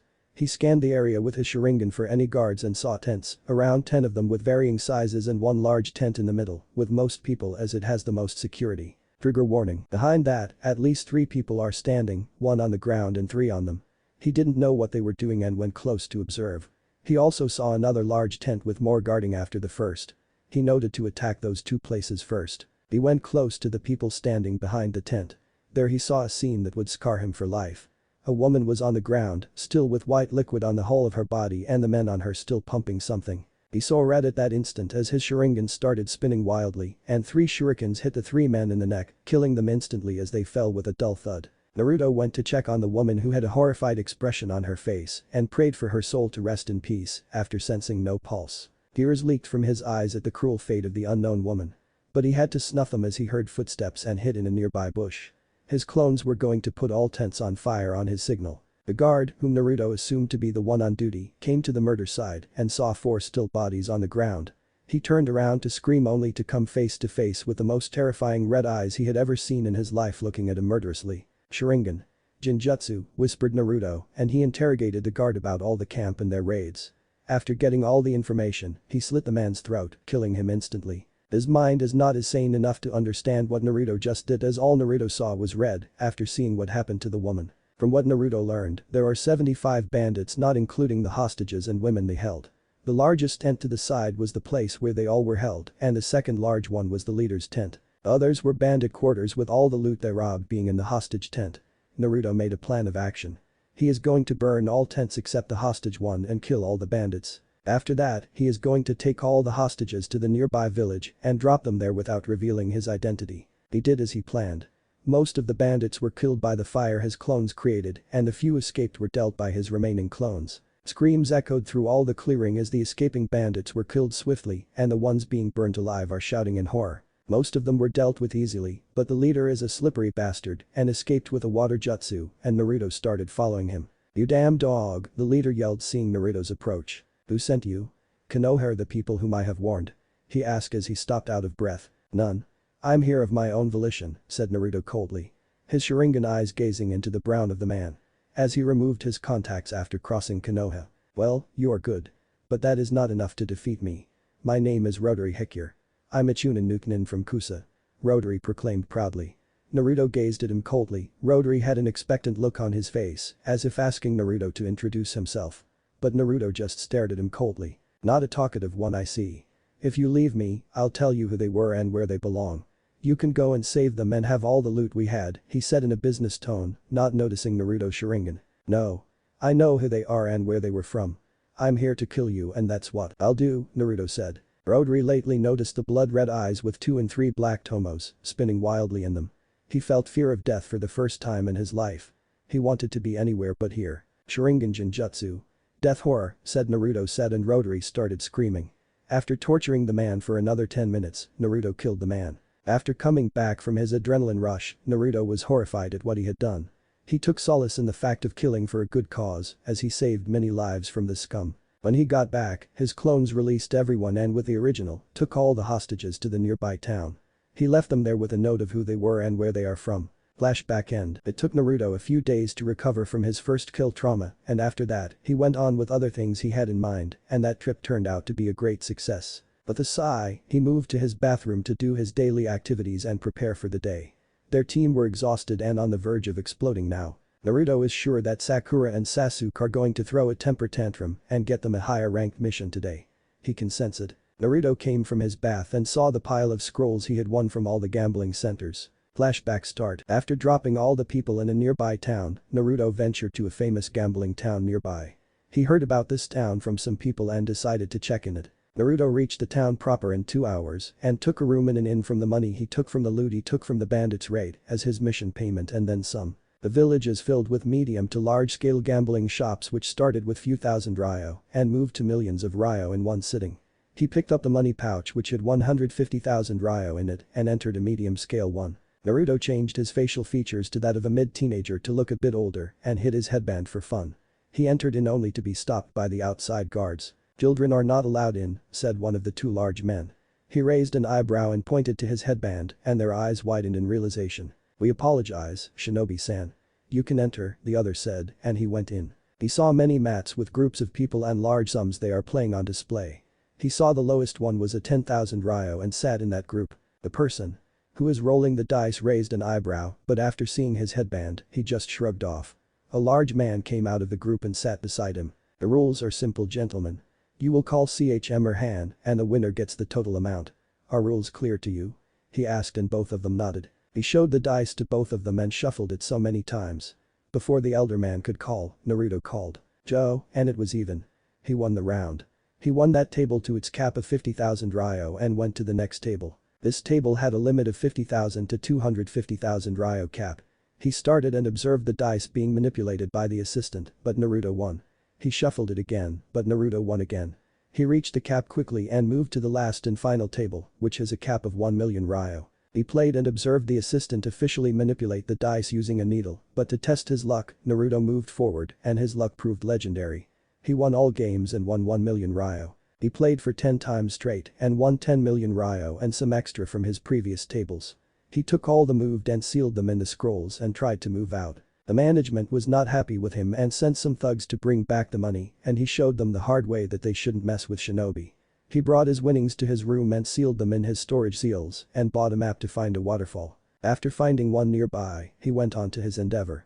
He observed the flow and strength of the flow and after being satisfied and making sure anyone were near around, Naruto trained. Oten. Dorakeki, earth style. Earth wall, Naruto said, and a small meter-thick earth wall rose from both sides of the waterfalls and connected in the middle like a bridge. He walked on the bridge and stood on it and performed his favorite jutsu. Page Bunshin no Jutsu, and 50 clones came beside him and they started to channeling chakra into the waterfall. The goal of this exercise is to make the wind blades as sharp as imaginable so that his wind chakra cut the flow of water cleanly. The precision and sharpness to cut the flow of water need to be high. The intensity of his wind is high when compared to normal wind users for some reason. His normal D rank jutsu has the power of a low B rank jutsu. Naruto understood his affinity for wind is strong and his Taijutsu style is solely based on the wind itself. He started the gruesome exercise to cut the waterfall and it took him 15 days to cut it and 3 days to completely stop its flow. Satisfied with his progress in the exercise, a happy and noticeably richer Naruto came back to Konoha the next day. Flashback end. It has been a week since his arrival and his team with Blood Clone are still doing D rank missions with Kakashi. And the lazy man only training them in teamwork. Teamwork of all things. He knew teamwork is important and Konoha is known for that. But not teaching any chakra control exercises, no new jutsu or even spars with Naruto only sparring with his clones, is pushing dead end. The fact that Kakashi didn't even tell Sakura to stop being a fangirl is a surprise to Naruto. Kakashi comes late and just read that book and giggle like a schoolgirl to himself. Naruto is disappointed that a powerful and experienced shinobi like Kakashi would have something to teach them, at least that's what he had hoped when he was put on this team. Looks like his hopes are misplaced. But the man threw it all in the sewer with his behavior and tardiness and lame excuses. The original Naruto sighed to himself and left to the Hokage Tower, nearly 45 days after his team assignments and shinobi license registration. He hopes something different happens today and he does something serious for once. Hokage Tower. Naruto came to see both Sasuke and Sakura waiting for him, but didn't say a word as he reached them. They knew not to ask him, as whenever Sakura told him he was late, he would tell her how it is important for a shinobi to be diligent at all times and not waste time. They took his words to heart and adjusted to Kakashi's tardiness. They also started coming 2 hours late after Naruto's explanation every time. Their sensei didn't mind as he most probably didn't know they were coming late. Kakashi would come 2.5 hours late and they didn't complain. He would start something and they would simply follow his orders. And like that, the issue was settled in their team. Like always, Kakashi came in a puff of smoke. "Hello, my cute little students. How are you today?" he asked cheerfully with an eye smile. No one replied. He nodded happily as he took it as his students picking up his cool and hopeful attitude. "Good, you are learning something. Now let's move. I know you all are eager to take a mission," he smiled under his mask, and the 4 of them moved into the Hokage Tower and went to the mission assignment room. "Team 7 reporting for a mission, Hokage-sama," Kakashi said with a book salute. "Ah, yes. Team 7. Tell me which mission do you want?" "We have finding Tora, an old man's crop picking, cleaning kennels of Inuzuka clan," continued the Hokage about all the D-rank missions in the village. "Enough," shouted Sasuke in anger. "I'm an Uchiha, an elite. I don't want to do all those menial tasks anymore. I want a higher ranked mission," he exclaimed, and everyone looked at him as if he was an alien. But understood his frustration. "Yes, I think we can take a higher ranked mission. Kakashi-sensei can vouch for that as he trained us well, don't you think, sensei?" Naruto asked with mirth. If Kakashi says no, then that means he agreed that he didn't train them, and if he says yes, even then the sarcasm in Naruto's tone would be understood by most of the people around. Kakashi opted neither. Yes of course. Hokage-sama, my team is ready to take a C-rank mission. They are doing great, he said neutrally, and Hokage chuckled and nodded. If you say so, Kakashi. Team 7, your first C-rank mission is to escort a bridge builder named Tazuna to his home country, Wave. You will escort him and will be with him until he finishes his bridge building there, said Hiruzen sternly. Team 7 straightened up when their Hokage started addressing them and nodded with an eye. The Sandaime nodded and gave a scroll to Kakashi which has the mission details. But Hokage-sama, isn't it early to send them on a C-rank mission? An angry Iruka protested. He can't understand why they are doing this. Sending his students, who are fresh out of the academy as they graduated just 45 days ago, on a C-rank mission is not good. He can't allow this. They need more experience. Don't worry, Iruka, Kakashi is assuring about their skills and he will be there to guide and protect them if need be, Hiruzen assured. Though there is a hidden meaning to it. Iruka reluctantly nodded, understanding the hidden meaning and sat in his seat. Good. Bring Tazuna, Hiruzen ordered, and a Chunin went and brought an old drunk man with grey hair. He is a bespectacled man with a large grey beard and dark black eyes with light brown skin. He wore a sleeveless V-neck shirt with an obi, pants and a pair of sandals. He also had a white towel around his neck and had a pointed hat on his head. But his stinky booze smell started spreading through the room as he slowly walked to the Hokage. All members of Team 7 had different reactions. Naruto's nose crinkled at the smell. All his senses started sharpening due to all the training he did. He used a small wind jutsu to clear the scent from himself with a subtle wave of his hand. Sasuke and Sakura saw in disgust, while Kakashi didn't react to the man. The man stood to the side and looked at his escort team. "Ag, is this the team you have given me to take me back to my home? One is a cyclops, one had duck butt hair, a skinny girl thin as the wood I use and a." He stopped and looked at Naruto who is 5'1", a bit taller than Sasuke with a small outline of muscles standing to the other side of the team with raised eyebrows. "And another kid," he ended, unable to say anything else about Naruto. Naruto smirked at him. Good, he had a brain to think, he thought with a satisfied smile. "Hazuna-san, Kakashi is our top jounin, and his team is more than capable of fighting a few thugs and escorting you to your home," the Hokage said sternly. Hazuna gulped but nodded as he couldn't say anything more. The Hokage is correct in assuming Team 7 is enough as that is what was required, according to the mission Tazuna requested. But Tazuna knew better. He knew that Team 7 will kid me enough even with the Cyclops helping them. But he didn't dare speak. "We will take our leave, Hokage-sama," Kakashi asked. "Team 7, good luck on your first C-rank job." "Dismissed," wished Hiruzen, dismissing them to prepare. "Okay, team, meet me at North Gate in 2 hours. Pack all the supplies with clothes for 15 days and other equipment you need. "Disperse," Kakashi said, and all of them went back to their residence to pack. Scene break. 4 hours later, North Gate, Konoha. As Tazuna was waiting at the North Gate, he saw the Duck Butt Boy and Pinky Girl walking towards him 4 hours after their last meeting. They are 2 hours late. He didn't talk with them about why they were late or anything as he was nervous. He didn't tell everything to the Hokage about the mission, but he at least thought he would be given some adults. Instead of seeing it as a dangerous mission, the Hokage took it as just a C-rank mission and gave him Cyclops and a bunch of children. The two brats didn't talk to him. They just stood there as if knowing what was going to happen. He waited for another 45 minutes when the blonde kid came with a cheery smile, but didn't greet anyone. They just nodded to each other. After 15 more minutes of waiting, the Cyclops came in a puff of smoke. "Yo, did you pack for your first mission outside the village?" he asked with an eye smile. "Hi, sensei," all the children nodded. "Let me check." "Show me your supplies," Kakashi asked, and all of them showed their supplies. After thorough checking and assuring that everyone had sleeping bags, protein bars, chakra exhaustion pills, blood pills, food pills, 3 sets of shuriken, 3 sets of kunai and necessary clothes for 15 days, Kakashi approved and checked them out of the village with the gate guards, and they left Konoha. The gate guards greeted them with a successful mission before stamping their exit paper. It's the first time for Sasuke and Sakura and the second time for Naruto.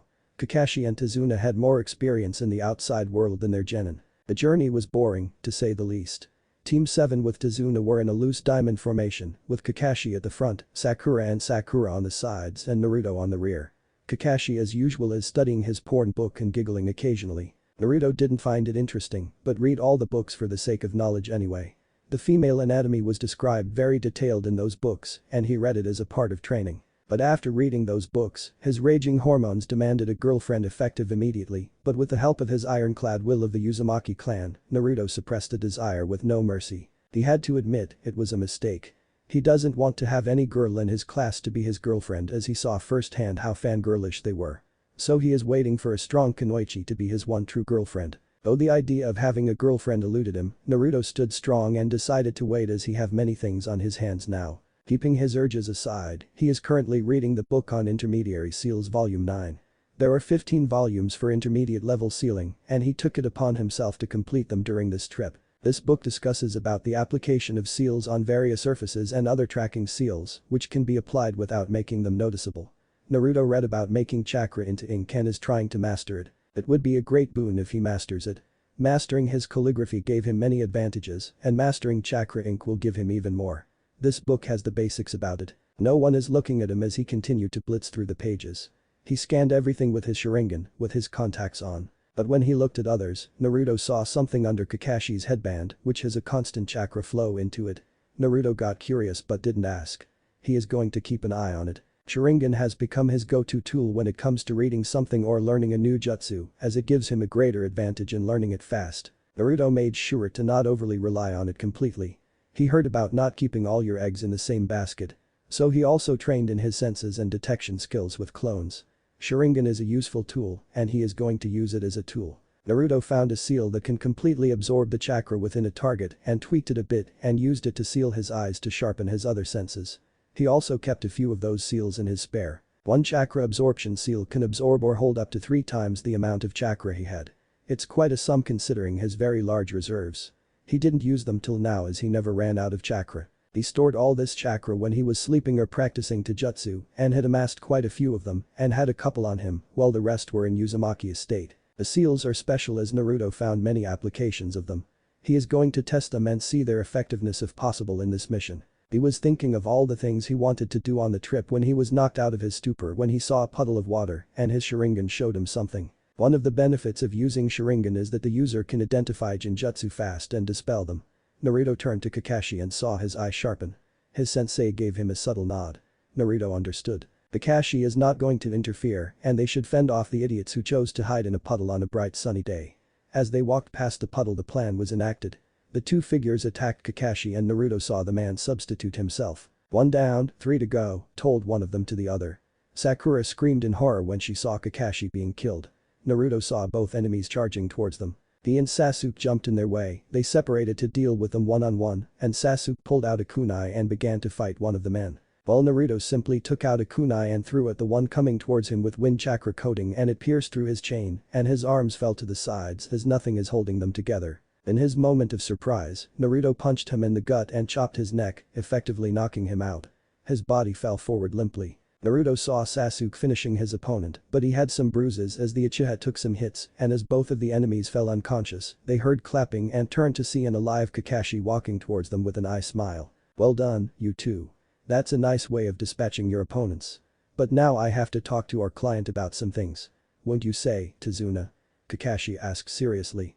The bridge builder gulped. While Tazuna tried to come up with his best excuses, Naruto observed the two attackers. One of the two had shoulder-length wild dark brown hair and dark eyes. He wore a rebreather that covers the lower half of his face, and a large clawed poisonous gauntlet on his right arm, which had a broken chain coming out of it. He wore a camouflage suit with bandages around his waist, dark-colored, knee-length sandals and a ragged black cape. His Kurigakure forehead protector had a single horn on it. Balda had shoulder-length, wild dark brown hair and dark eyes. He also wore a rebreather and had a similar unbroken gauntlet on his other hand. He wore a camouflage suit with bandages around his waist, dark-colored, knee-length sandals and several pouches around his waist. His Kurigakure forehead protector had two horns on it. Naruto assumed the two to be brothers from their similar attire and headband, while Tazuna completed his explanation. "So, let me make this straight. You have people trying to kill you, and despite knowing that, you asked for a C-rank mission and expected Konoha to send Chunin and Jounin with you for a normal protection detail. Even after knowing that we were assigned to you, you just stood there, not objecting or saying a word, and ended up not only putting yours, but also our lives in danger." Kakashi asked seriously and Tazuna reluctantly nodded. "You should have told Jiji about your situation and he would have helped you. Now see what you have done. You nearly killed two innocent lives because of your carelessness. Is there anything more you left?" Naruto asked as Kakashi silently observed. I guess moving forward, the people Gato will send will only be more skilled," Tazuna sighed. "Wait, Naruto. You said two lives are in danger when we are three here, not including Sensei. Are you implying you are not in danger?" Sakura asked, using her brain and catching up on the small detail he said in his tirade. "Yes. Didn't you see how I defended myself? Are you still doubting my capabilities as a shinobi, Sakura?" Naruto replied calmly. She recalled all the events from the formation of Team 7, and her eyes widened in surprise. From their first mission as a team, Naruto showed he is skilled by either suggesting better ideas or doing smart work, and also showed his progress in his work by using occasional Futon jutsu in their spars against Sasuke. She nodded dumbly. Sasuke's eyes narrowed at Naruto.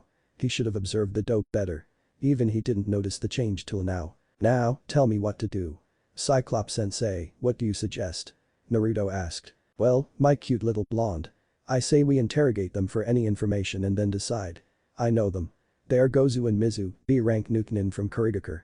If I guess correctly, then we have an A-rank Nukenin waiting for us." "Let's see," Kakashi said, and used a basic interrogation method to extract the information and sent a messenger bird to Konoha about the situation and to pick the tied-up brothers. "Okay, so we have an A-rank Nukenin waiting for us. This increased the mission level from C to A. Tell me, do you want to continue or return to Konoha?" Kakashi asked sternly, all his tardiness and laziness gone. Acting like a sensei he is. Tazuna pleaded to come to Nami and their situation in more detail and argued they didn't have time to go back to Konoha and return as time is of the essence. His pleas worked as Naruto and Sasuke agreed and Sakura followed Sasuke's lead and agreed and they set forward to Nami, knowing that an A-rank Nukenin awaits them. As they moved, with their senses and eyes on high alert, they came across the sea separating Nami from the mainland and an accomplice of Tazuna rowed them silently to the other side under the disguise of mist and evening mist. Team 7 with Tazuna landed on the shore and moved inwards. Naruto saw movement in the corner of his eyes when Kakashi shouted, "Duck," pulling Tazuna with him. They all ducked as a large cleaver went past them at the place where their heads would be and stuck to a tree. The man landed on the large sword, standing on it as if it is a springboard. He was a tall and noticeably muscular man with light grayish skin, short spiky black hair, dark brown eyes, and small eyebrows. He was wearing bandages like a mask over the bottom half of his face and had a relatively narrow jawline and jagged teeth. He wore his forehead protector sideways on his head, identifying him from Kurigakure, and the slash across it explains that he is no longer allied to that village. And Nukenin. He is shirtless, with his chest only covered by a belt to which he attached his KUBIKIRIBMCHM executioner's blade, wearing baggy pants with a striped pattern typical of Kurigakure and mimetic wrist warmers, extending up to his elbows, with matching leg warmers. He stood on it as if he is standing on the ground and pulled out the sword, putting it on his shoulder. If it isn't Kakashi Haddock, the copy ninja. No wonder the demon brothers failed. "What's this, a bunch of brats trying to play ninja?" he mocked. Pressure started to build up in the area, leaking out of the man. Naruto saw his teammates freeze in fear and shock. He knew it won't be long for him to get affected. He read about this and tried to project his own from the books in the Uzumaki library. He understood one thing from the books. Killing intent affects everyone, but the people with either experience or if the user has more potent chakra than the person who is projecting, then that won't affect them. How he didn't know yet. That's why he tried the best way he thought. In this scenario, Naruto is the latter case. Though he cannot escape its complete effects, he is not affected as much as Sakura and Sasuke, who pulled kunai out to hurt themselves to escape the killing intent effects.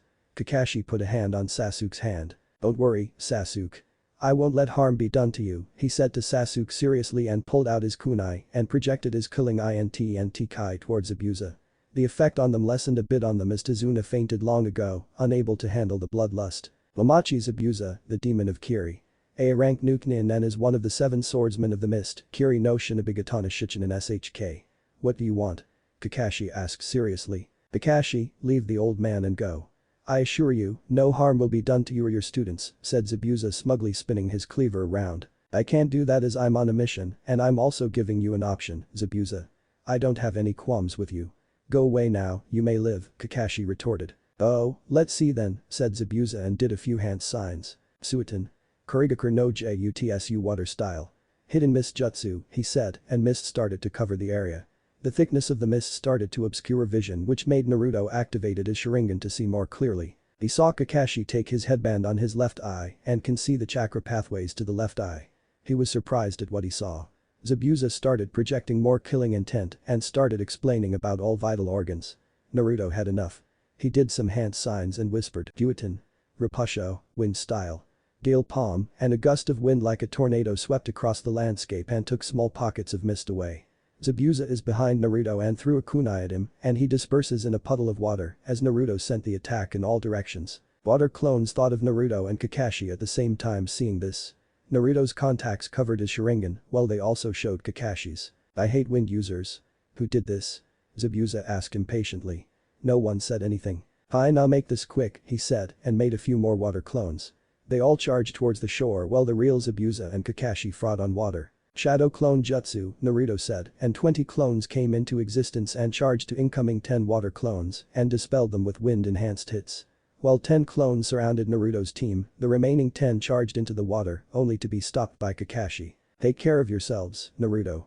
"I'll take care of him," he said, and all the clones returned to the shore, while the original Naruto is watching eagerly with his Sharingan active for all the jutsu that is no doubt going to be thrown around. "Suiton. Sahachi no Jutsu, water wave jutsu," said Zabuza and Kakashi copied it. "Suiton. Sahachi no Jutsu, water wave jutsu," Kakashi countered. Both waves clashed and water rushed to the shore while the battle continued on the water. "Suiton. Suryudan no Jutsu, water dragon jutsu." "Suiton. Suryudan no Jutsu, water dragon jutsu." Again both jutsu clashed and cancelled each other out. Jutsu are thrown around likewise, while they are copied and reflected with the same chakra, resulting in both jutsu cancelling each other out. "How is this possible? What are you doing, Kakashi? Are you?" Zabuza started in confusion. "Reading your mind." Kakashi finished for Zabuza. Zabuza had a horrified look at this and Kakashi charged her with a kunai and pierced Zabuza's left shoulder. Zabuza made a water clone that trapped Kakashi in a water prison due to his close proximity. "Now I'm going to kill the old man. If your brats come in the way, I'll kill them as well. Good riddance." "Brats playing ninja," said Zabuza clutching his left arm as it started bleeding. He tied it up and charged towards the group, only leaving his water clone to keep Kakashi trapped. He made 20 water clones with much effort and all of them except the water clone, which is holding Kakashi in prison, charged towards the rest of Team 7. Naruto's 20 clones are waiting and seeing water clones charge, they took out Mayuri and fought Zabuza in a sword fight. Original Naruto and Zabuza also engaged in a sword fight while Sasuke and Sakura guarded Tazuna. Zabuza and Naruto fought with their swords. Slash, parry, slice, cut and Zabuza even tried some hooks with a gap in his sword, Naruto escaped all of them. Each time the executioner's blade comes closer to Naruto's body, it will be pushed by some force Zabuza can't figure and his sword will be cracked at that area. "What's this? Do you have something surrounding your body?" Zabuza asked in intrigue. Clever brat. Did you cover yourself in wind? I must admit, your so-called peaceful village is producing some strong brats," he complimented. "Thanks, old man. But I'm not interested to know about your sword. It's just taking cracks instead of outright broken, care to explain?" Naruto asked in interest. He can see something repair the sword as soon as it is broken or repelled. He wants to apply that to Mayuri if possible. Who doesn't like a self-repairing sword? Nice try, kid. But that would put me in Kiri's most wanted list, Zabuza said with a predatory smirk. As if you are not now, Naruto retorted. Though his Sharingan is advantageous, he can't keep up with Zabuza for long. Then he got an idea. Not bad, brat. You are good with your sword. Let's see what you will do now, Zabuza said hungrily and started making hand signs while holding his sword. Suiton. Suiton no jutsu, water style. Water bullet jutsu, a pressurized water bullet shot towards Naruto, and he did his own set of hand signs in reply. Blind style. Gale palm, Naruto said, and with a clap of his hands, a gust of wind came and easily dispersed the incoming water bullets easily. Zabuza's eyes widened at that.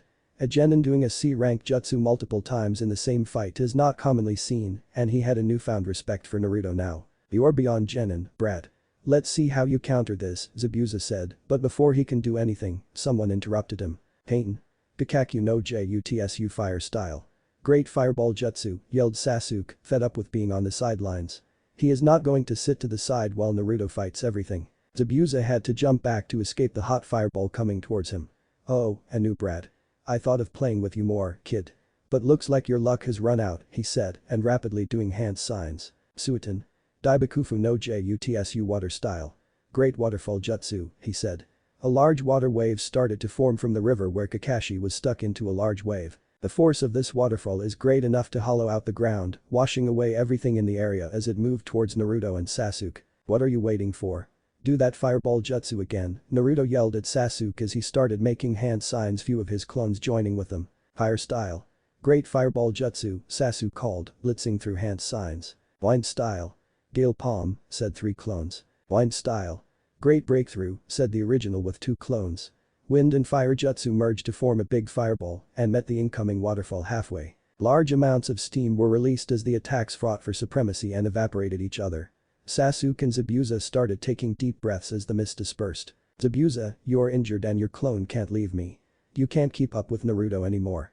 I'll make your death as peaceful as possible. Surrender, said Kakashi from the prison. Naruto's clone is slowly swimming towards the water prison, and knowing this, Kakashi started to divert his attention. I won't give up, Kakashi. Do you think this brat can defeat me? I'm holding back to test him. I must admit, I'm impressed with him.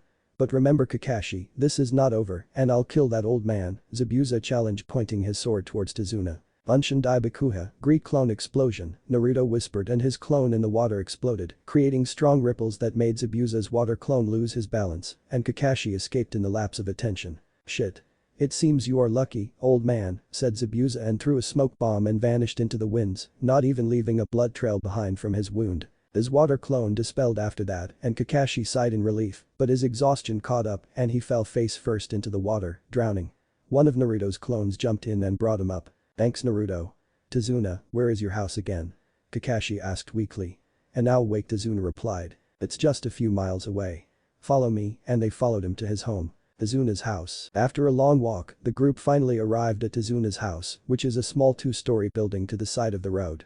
Naruto's clones were holding on to Kakashi, while Sakura and Sasuke were walking with a bridge builder. As they arrived, Tazuna knocked on the door. A young lady opened the door to greet them. She was apprehensive to open it, but as soon as Tazuna called out, she opened it in a rush. Father? Tsunami asked in joy, and when Tazuna nodded, she hugged him. I was worried, father, she said, and Tazuna consoled her. These are the shinobi that helped me get here, and they are going to stay with us till I complete my bridge, Tazuna explained, and Tsunami welcomed them with a happy smile. Tsunami was a young woman with fair skin and long blue hair. She wore a short-sleeved pink shirt with the end of the sleeves, and the collar is red, and a long blue skirt. Ma'am, can you make a room for our injured sensei?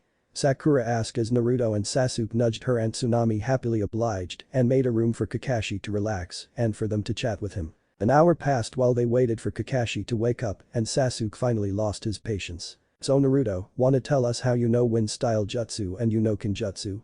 Sasuke asked with an annoyed and angry look. The only people in the room were Team 7 while Kakashi is resting and Tazuna and Tsunami preparing meals for them. Sasuke was looking at Naruto intensely as the dope managed to outdo him in their confrontation with Zabuza. Sasuke didn't know how Naruto knew all these techniques and why he wasn't aware of them till now. He didn't know they could learn how to wield a sword that easily and why he wasn't taught. Overall, he is very unhappy and wanted to know anything and everything that can make him strong. If he had known, he would have learnt them and gotten a step closer to defeating him. Yeah?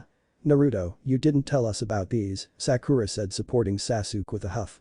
She was really stunned by Naruto's performance on the bridge and couldn't help but keep the awe she felt from her tone. The jutsu Naruto used were perfectly executed and impressive. She doesn't know what else he is hiding from them and is doubting if they know anything about the blonde boy. A ninja must keep his secrets and always look underneath. The underneath is the rule I follow. I didn't tell you about my techniques in Kenjutsu because I want to show my progress when I have mastered them, Naruto said with a shrug. Both his teammates' eyes widened at the statement. Then it's a good thing you're gonna have another chance, Kakashi smirked as he woke from his slumber just in time to hear Naruto's words. Sensei. Sakura said, surprised that their teacher had recovered so quickly. At least that's what she thought. Damn, so you also saw it. Naruto chuckled, not as surprised as others. What's going on? Sakura asked in nervous confusion. She had a bad feeling about this. Maybe coming to Nami is a mistake is her first thought. Zabuza is still alive and will definitely comfort Izuna to finish his job. What I and Sensei are talking about is that there is another person with Zabuza the whole time. When he threw the smoke bomb, that person swooped in and took him from the area. Naruto explained and Kakashi nodded in agreement. You did well against Zabuza today, Naruto, you too Sasuke. You both did well by protecting the client, Sasuke, Sakura. Well done, Kakashi said with a thumbs up. Though Naruto didn't show it, he felt happy while Sasuke and Sakura puffed up their chests in pride. But be very careful next time. Zabuza is very experienced and powerful ninja. He might not have taken you seriously this time, but he will next time. What worked once won't work again. Kakashi said and his students nodded. Sure, and luckily for us, we have a little while to train and get ready, Naruto said with a smirk. Yes, but right now we should get some food. All of us could use that, Kakashi said with an eye smile. A few minutes later Tsunami came to call them for dinner. They happily dug in and had a nice meal after a well-fought battle with an A-ranked missing ninja. The topic of Naruto's sudden increase in skill, wind jutsu and kenjutsu, has been forgotten for the moment as all four ninjas ate happily. Everything Tsunami cooked for them was happily devoured. Next morning, it was early in the morning and Naruto was at the seashore. With a few hand signs and a drop of his blood, 3 clones puffed around him. Naruto brought the blood clones he sealed in his scroll here as spare. They all have 10th of his chakra and a couple of chakra absorption seals if needed. They stood calmly, waiting for the original to speak. One of you stay with the team and does as Kakashi says. One of you practice all the jutsu we copied yesterday from Zabuza, and the last one is going to investigate Gato and his activities. If he plans something that may endanger the team, finish him off and don't forget to take all his assets and transfer them to our international bank account. Is that clear? He asked as got a collective high. He did many things in addition to just train in the month-long absence from his team. After gambling, he understood how easily he can earn money with his legendary luck. So Naruto went to an international bank in the same town and opened a bank account there in addition to his current account in Konoha Bank. International banks have a special privilege of sorts compared to the local banks in each shinobi village. According to some agreements said to have done at the time of the Shaddai, international banks are given immunity to shinobi war as essentials are necessary for every nation. This allows trade and other merchant activities to go through smoothly even if a shinobi war is going on, and the fact this promise wasn't breached by any elemental nation during the 3 shinobi wars shows how well the agreement worked. Good, now go. I'm going to our ancestral land, the original said, and all the clones' eyes widened at that but nodded. They all dispersed to their job. Naruto took out a map of the elemental nations and saw Uzushio to the north of Nami. This map is an old one and he found it in the Uzumaki estate. He performed a few hand signs. Putin. TOPU wind style. Jump, said Naruto. Flying always allured him when he saw birds in his childhood. So he vowed to create a cool jutsu to fly one day. To reach that goal, Naruto tried many types to fly. But he can't figure out how to use the wind to that level yet and how to be immune to the change in wind pressure when he goes up. So he settled for a better alternative for now. With wind chakra at the end of his feet, he can jump high into air, so he started using this in conjunction with his surface sticking exercises like tree walking and water walking and created a semi-flying jutsu. He would kick earth hard and shoot up into the air and with subtle wind manipulation, pushes himself into the direction he wants to go and the result came in his favor. Next, he tested how far he can be pushed and on his landing. The first time he landed, the place he landed broke because of the wind at his feet and he was half buried in the ground. After achieving landing perfectly as well, Naruto practiced a few more times and is now confident in using jumps to go to Uzushio from Nami with a burst of wind. Naruto shot to the north where Uzushio is located. Scene break. It took Naruto 4 hours to reach Uzushio. But what he saw wrenched his heart. Everything was destroyed, leaving only pillars of stone. There were also faded marks of blood and piles of weapons around. Naruto activated his Sharingan to see any chakra trace in the area. He knew it would be impossible for anything to stand this type of destruction, but against all odds, he tried. He can't see any bodies around though. But to his amazement, there are still tracks of chakra flow with so many hidden mechanisms in the village running underground. When looked down at the city structure, he saw a massive labyrinth of chakra activity underground. Naruto couldn't understand how the attackers didn't find out about this, but also he doubted the possibility as his clan proved their intelligence to him with their letter and message in Uzumaki Estate. Hidden by destroyed rocks and rubble, there is a hidden small city underground. But before going in, Naruto looked around for any other places where chakra is active. He found a large building in the form of a shrine and made his way there first. It is a large ruined building with most of its structure broken with grass and fungi partying, but the first floor is intact and Naruto entered in without any problem. There were skeletons of dead people surrounding the entrance as if guarding it, and he can see a thin layer of chakra from it. Cautiously, Naruto went in and saw a figure on the main wall of the building. He didn't pay it much mind as a large spiral was engraved in the pillars and ceiling of the building. From what he knew about his clan, every spiral they draw has something hidden in it, and Naruto knew this spiral will be special as well. Naruto saw a large scroll sitting on a cushion with golden endings and red color carvings, with various colors going in the middle in the center of the room. To Naruto, it reminded the forbidden scroll of seals. Curious what it was about, Naruto moved closer to inspect. His Sharingan showed him something. The scroll is protected by a large sealing matrix, and Naruto observed various kanji in it. Blood, Uzumaki, death, chakra absorption, electrification seals etc. They have so many hidden mechanisms that can kill if the party touching doesn't have Uzumaki blood if he understood it correctly. The scroll can only be opened by an Uzumaki with their blood. If anyone tries to open it, they may suffer chakra exhaustion, chakra poisoning, death in case of people with average or below average chakra reserves, and in some cases chakra sealing. Naruto knew he has Uzumaki blood as the Uzumaki estate proved as it asked for his blood at every step when he first went there. So with confidence, he cut his finger with a kunai. As Naruto spread his blood across the scroll, there was a loud clicking sound and his blood vanished and his wound healed instantly. He sighed in relief. As he didn't die of anything. His self-musings were stopped as the scroll started to emit steam and a small sheet landed in Naruto's hands. There are two scrolls. A small one beside a large one. Naruto took the small one and opened it, and with a bit of his chakra, a hologram or something like that of an old man started playing. He is a wise-looking old man wearing blue battle armor with gray hair and violet eyes looking at Naruto in pride with his hands clasped. Dear descendants, my name is Ashura Uzumaki. I'm the current head of the Uzumaki clan and leader of Uzashigakure. I hope you met our prince, and the following should only be read by him. There was another matrix, Naruto silently dropped another blood drop, and letters started forming. My dear prince, I hope you are safe and doing well. I left this scroll here instead of transporting it to the Uzumaki estate in Konoha because I want you to visit your homeland. I know you were aware of the Uzumaki prince story. We were being attacked by Kiri, Iwa and Kumo. Even though our clan didn't enter into shinobi wars and actively participate in any other conflicts, we are the first shinobi village to exist. Uzashigakure is the first shinobi village and we are a warrior clan as well. We loved peace and our family. Our clan values those most. Peace and family. We didn't do any of the backhanded tricks that all the shinobi villages do to each other. We are here loving our family and minding our business, but were massacred because of our fuinjutsu prowess. I don't want you to take revenge or anything. They have suffered enough for their insolence and our noble clansmen. I want you to be careful, my dear prince. I'm sure we were able to kill most of the attacking forces. We sent our young children away as they are the future of our village and clan. My dear prince, as your grandfather and the current clan head, I bestow you the Uzumaki clan knowledge.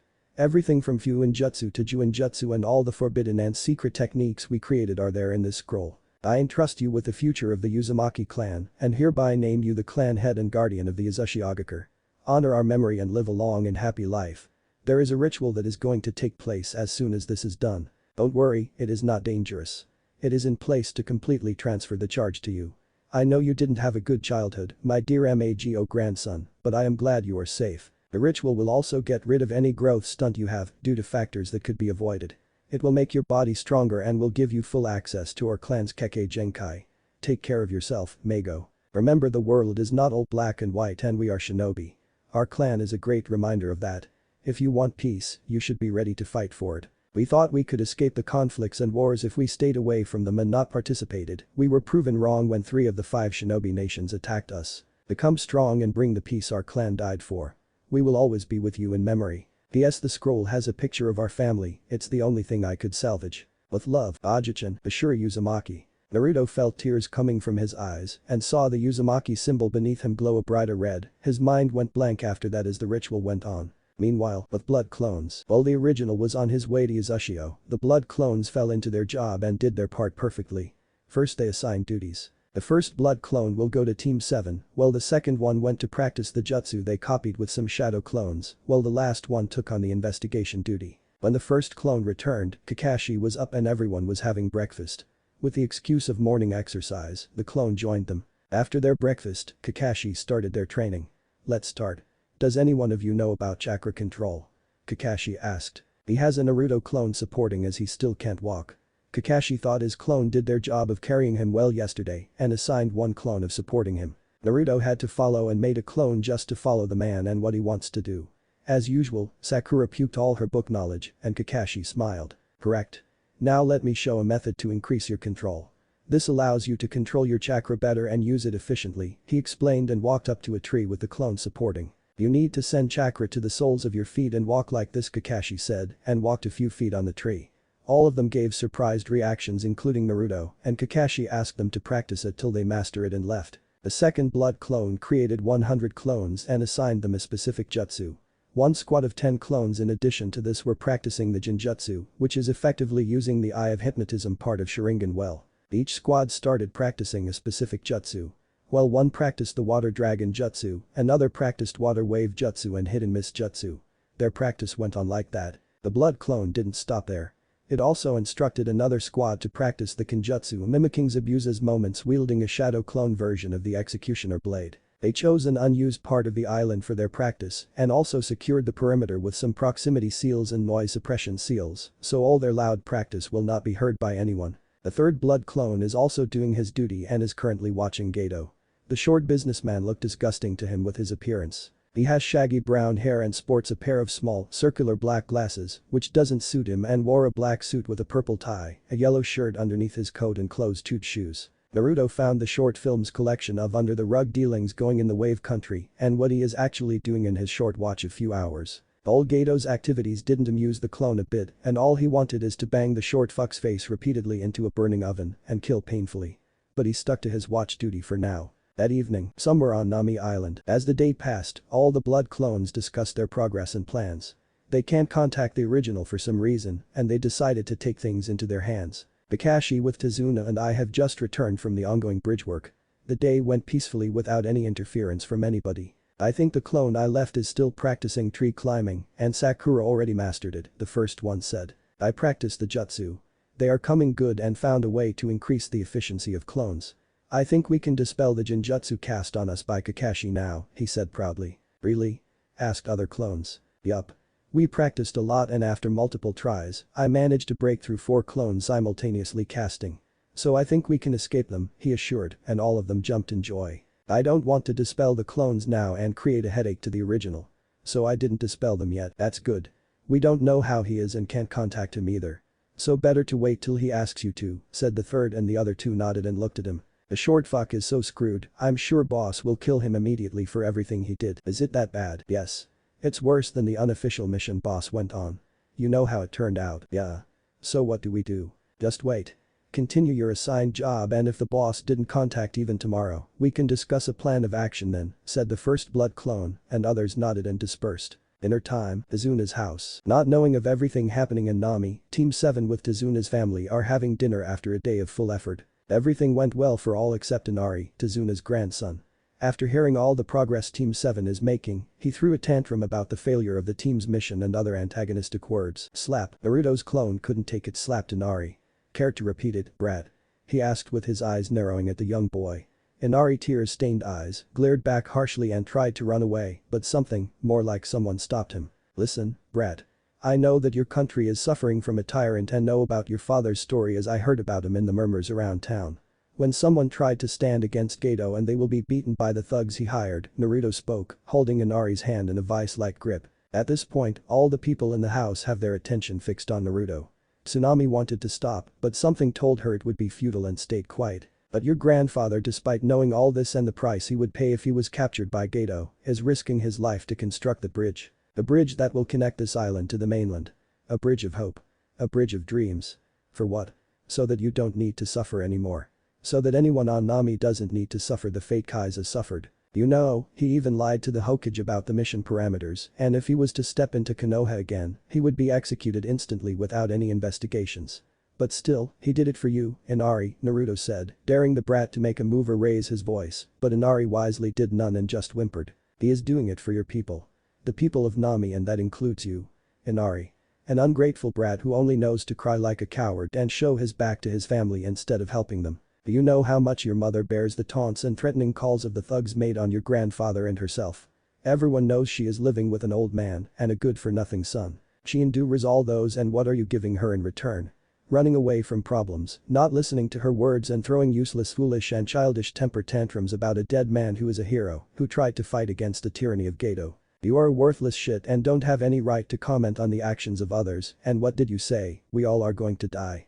Naruto asked furiously, forcefully lifting Inari's gaze into his eyes. Inari saw flashing a dangerous red for a moment as it disappeared as fast as it appeared and was chilled to the core. We are shinobi.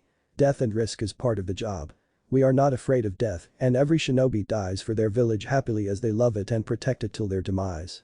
Shinobi are killers and are aware of looming death at each corner of the road. But you are not one of us. You also have a loving grandfather and mother who love you and provide you with everything you need, and you behave like a coward and belittle them for your uselessness, ungrateful brat. If I hear you cry about the loss of your father or don't listen to your mother again, I'll show you true death, Naruto said with rage, and Inari stayed silent. Is that understood? He asked, the crying mess of a child who pissed his pants due to sheer fear. Inari slowly nodded and Naruto took his hand. Good. Now get lost, he growled, and Inari ran to his room instead of going outside. I'm sorry, Tazuna. But your grandson needs a reality check, he said sadly as the old bridge builder nodded sorrowfully. Naruto also apologized to Tsunami and left the house to blow off some steam. Stupid brat and his foolish behavior, he grumbled as he left Tazuna's house, leaving a completely stunned Team 7 with their mouths hitting the ground. Naruto just went out, not even telling Kakashi where he was going. Normally, Kakashi would have objected and asked him where he was going, but the man was in such a state of shock, he didn't notice Naruto leaving. Kakashi didn't see this side of Naruto ever. Even when he was tailing Naruto in his childhood, Naruto was always a kind, cheerful and hyperactive boy. He knew Mizuki incident as the Hokage briefed him on what happened. But Kakashi didn't expect Naruto to change this much. To slap a cowardly child who always spoke about their shinobi, uselessness and saying things to his mother and grandfather is not a good thing to do, yes. He knew Naruto would react, yes, but he thought it would be in a more subdued way.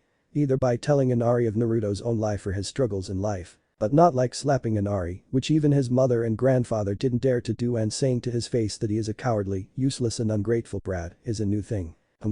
I think I should observe him more carefully.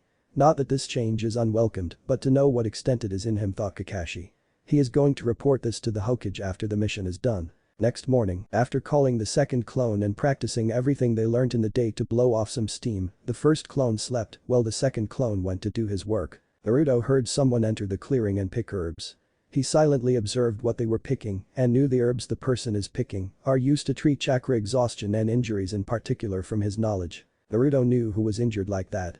According to his estimate, Zabuza might take another 3 to 5 days to heal if the person healing him is an expert. From the herbs this person is picking, he knew they are an expert. He woke up to see a girl. Pick all the herbs silently and fully woke up. Ah, hello, Naruto greeted the person. Hello, Shinobi-san. What you are doing here?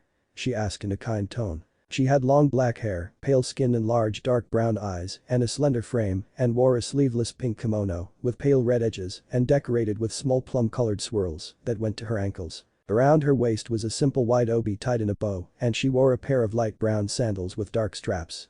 She also wore a dark-colored choker around her neck. She is definitely gorgeous. Training. I pushed it too far last night, Naruto said sheepishly. Are you going to be alright? She asked in concern. Of course, don't worry. What are you collecting? Some herbs for my injured parent. What happened to them? They slipped and fell. They're badly injured, she explained with a sad look. What an actor, Naruto thought. Why is he dumb? He is smarter than this in his fight with Zabuza-sama, Haku thought. Where are my manners? My name is Naruto, Naruto said extending his hand. Haku said extending her hand. Oh, I'm a boy, Haku said with a sweet smile. What? Naruto yelled in surprise. Then Yuzushio. Naruto didn't know what happened, and as his memories settled in, he caught up with everything that happened and frantically looked around to see his grandfather. But he is nowhere to be found. He knew his grandfather told him that the ritual would fix him things and it was not harmful. But seeing the unfamiliar surroundings, Naruto was confused. It's like a beach with its sides having bluish-greenish water. Though Naruto can't see any sun, the area is bright with everything clearly visible to him. As he walked deeper, he saw a big cage with large iron bars with a kanji for seal on it on a sealing paper. Naruto deduced where he is. He is in his seal len in front of the Kyuubi's cage. He got curious about his seal, but as he couldn't understand what it was other than some minor details, he chose not to experiment with it. He saw glowing red eyes stare back at him from within the cage. "Why have you summoned me here, Kyuubi?" Naruto asked without a hint of fear.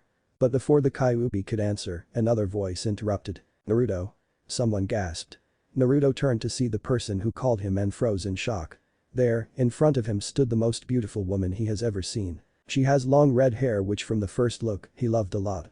She was a fair-skinned and slender woman of feminine build with joyful violet eyes. Her red hair was straight and reached her ankles with shoulder-length strands that framed both sides of her face and a black clip that parts her hair to the left. She wore a white high-collared, sleeveless blouse under a long, loose-fitting green dress with a wristband on her left wrist and standard shinobi sandals. He knew this woman. His heart thumped faster. He just saw her photo recently after all. "Ha-chan." Naruto whispered and felt being hugged. Kushina was surprised that he knew her. But her motherly instincts took over and hugged her beloved son with so much love and joy. Her wish came true. She finally met her son. Though she felt it was just yesterday that they left him, she can see his headband and guess at least he is 12. Kyuubi watched all this in amusement. Looks like he is going to be entertained today. What a touching reunion. "Won't you join, Yandame?" he said in joy. This made the hugging mother and son look in the direction of the Kyuubi's gaze. Kushina was surprised to see her late husband here, but Naruto was most shocked. There stood the man he looked up to as an idol and his hero, Namikaze Minato, the Yandame Hokage. He is a tall man with cerulean blue eyes similar to his and spiky blonde hair with lower bangs than his. He also had jaw-length bangs framing either side of his face. He wore a blue Konoha uniform with 2 bands on both of his sleeves, a Jounin flak jacket, a blue forehead protector, blue sandals and a short-sleeved long white haori over his attire, closed in the front by a thin orange rope. The haori was decorated by red flame-like motifs on the edges, with the kanji for 4th fire shadow, Yandame Hokage, written vertically down the back connected by small dots. Naruto can see it now. Their resemblance was uncanny. If the joy of seeing his mother isn't there, he would be heartbroken by the realization. "It couldn't be," he said, unable to control his shock and surprise. "Looks like your brat figured it," Kushina said an amused Kyuubi. Kushina just stared at her son in concern as his eyes morphed into the familiar red of the Sharingan in front of her and gasped. "Why?" is the only question Naruto asked and it is directed to Minato. The man in question sighed and his shoulders slumped in defeat. "I don't have another option, Naruto. I want to save the village, but I don't want my family broken because of my selfishness to protect the village and decided to seal the Yang Kyuubi in you with help of the Shinigami and the yin half in me. But as the sealing started, the weakened Kyuubi broke out of your mother's chains and attacked to kill you, its next vessel. As I chose to sacrifice already, I jumped in the way. But Kushina also jumped to stop it. The wound was fatal and with my remaining strength, I sealed the Yang Kyuubi in you and added a small part of our chakras to guide you when you try to take control of its power. But I feel light again as if something is being lifted off me. I don't understand what was happening. I'm sorry for everything, Naruto," Minato said sadly as he walked closer to Naruto. "I saw everything you went through, son. I know I can't ask you for forgiveness for everything you went through, but I hope you find what I am about to say reasonable enough for my selfish act. The Kyuubi is a powerful Biju, Naruto." "It is." "I'm a he," Minato interrupted the Kyuubi and Minato nodded in acknowledgement. "He is said to be the strongest of the Biju and I can't trust anyone with such power. Moreover, only Uzumaki can host the Kyuubi because of certain traits they have and your mother is very weak from childbirth and Kyuubi's attack. You're the only option. But I also have another strong reason. I want to give you a chance to fight the man who is the cause behind all this, son. He came out of nowhere and killed the guards and took Kushina hostage and released the Kyuubi and as she is weak, she couldn't stop it. He claims to be a Uchiha Madara and that worried me. I fought him and though I won, the damage was already done. I want to give you a chance against him if he is the real Uchiha Madara, Naruto. He is a dangerous man rumored to be Shodai's equal in strength." Minato stopped as he came face to face with Naruto and saw the blood reds of a matured Sharingan. "Minato, his eyes," said Kushina, coming out of her shock as Kyuubi sent a small wave of his chakra to continue his entertainment. "Yes, Kushina. No doubt. They are the Sharingan." Naruto. Minato woke Naruto from his shock as he is still frozen, knowing his own father pushed the worst fate on him. I want you to carefully listen to this, Naruto, Minato said sternly, all his guilt and sorrow gone. Naruto knew what his father is doing as his Jiji sometimes changes like that. This is a very well-guarded secret none knew, Naruto. So, I suggest caution in sharing it with anyone, he said seriously, and Naruto nodded. Though Naruto wants to strangle the man to death, he can't right now as the seriousness in his tone and face told him this is not a joke. I don't know what the academy taught you, but just like how the Uzumaki clan are cousins to the Senju clan, the Namikaze clan are cousins to the Uchiha clan, Minato dropped the bomb, and Naruto's eyes widened to the size of dinner plates and Kyuubi's as well. He didn't know of this fact as Kushina blocked him most of the time when he was inside her. Now, this got even more interesting for him. What? Yes, Naruto. Long ago a group of Uchiha who didn't awaken their Sharingan separated themselves from the Uchiha clan and formed a new clan. The Namikaze clan spend their lives as merchants. Legend says that it is highly unlikely for a Namikaze to awaken their Sharingan, but if one awakens it, they will be the strongest of the generation. Here lays a key difference between the Uchiha and us. While the Uchiha awakens the Sharingan when something emotionally strong happens, we awaken the Sharingan when there is a great loss and there is deep despair. I can only imagine what you went through to awaken the Sharingan, Naruto. Sharingan awakened in all our previous members proved to be stronger than the Uchiha awakened in the same period. I don't know what makes us different. The generation skippered the emotions we go through to awaken it. I don't know because I couldn't awaken it. But I heard that the Namikaze who awakens the Sharingan will change. Change significantly from the inside out. It somehow affects the psyche and thinking of the user. Since we have lived generations without the Sharingan and seeing Sharingan as merely a tool is created among the Namikaze clan rather than the almighty weapon that the Uchiha boasted is. I saw the changes in you. It did you more good than anyone else. It changed you for the better, said Minato. His long explanation ended and it took a few minutes for Naruto to sink in. Kushina hugged her son, trying her best to console him. Naruto was somewhat relaxed after his mother hugged him and he returned the hug subconsciously. Damn it. When I thought he is going to be an interesting container, he awakened that good-for-nothing shit and now I learn that they are distant relatives of those bastards. The Kyuubi thought in rage. Though the Uchiha not being in any way related to him did more damage to him than anyone and he particularly hates one man with passion. Naruto, stop your useless lecture and do something to distract him. You went on and on, I don't know whether you are giving your knowledge or just droning around, Kushina said, elbowing Minato. Sorry. I didn't mean to, but it sorta happened like that. Naruto, where do you live? I know the villagers are bad to you. But I couldn't see everything. So yeah, he explained himself. What? Why are the villagers bad to my son? Kushina asked, hearing about it for the first time. Whoa. Calm down, Kushina. Someone spread about Naruto's Jinchuriki status as he was ill-treated after that, explained Minato, and he later realized his mistake. What did you say? She asked in a dangerously sweet tone as her hair started to grow and a figure of 10 tails formed. Leave it, Mom. I have come to terms with it. I don't care what they think of me anymore, said Naruto, grabbing Kushina's hand as she started to move towards Minato. Naruto, I live in a single-bedroom dingy apartment at the edge of the Shinobi district. It has a bedroom, bathroom, kitchen and a balcony. But I can see the best part of Konoha from there. I think it was constructed a long time ago, but it is in good condition. Though I would like to have some more comforts like a new bed and furniture as the ones in it are pretty old and live in a relatively large house, I can manage. Naruto said in a stern tone. But now I found the Uzumaki estate and started living there for the most part. My blood clone replaced me since my graduation, he explained. You can do blood clone? Kushina asked with stars in her eyes. Naruto gave her a thumbs up and made one to show her. I'm a blood clone, Dadabeo, said the clone with a big grin. Kushina started poking and testing his durability while Minato recollected himself. Naruto, what you are living in was my apartment before I moved out after becoming jounin with your mother.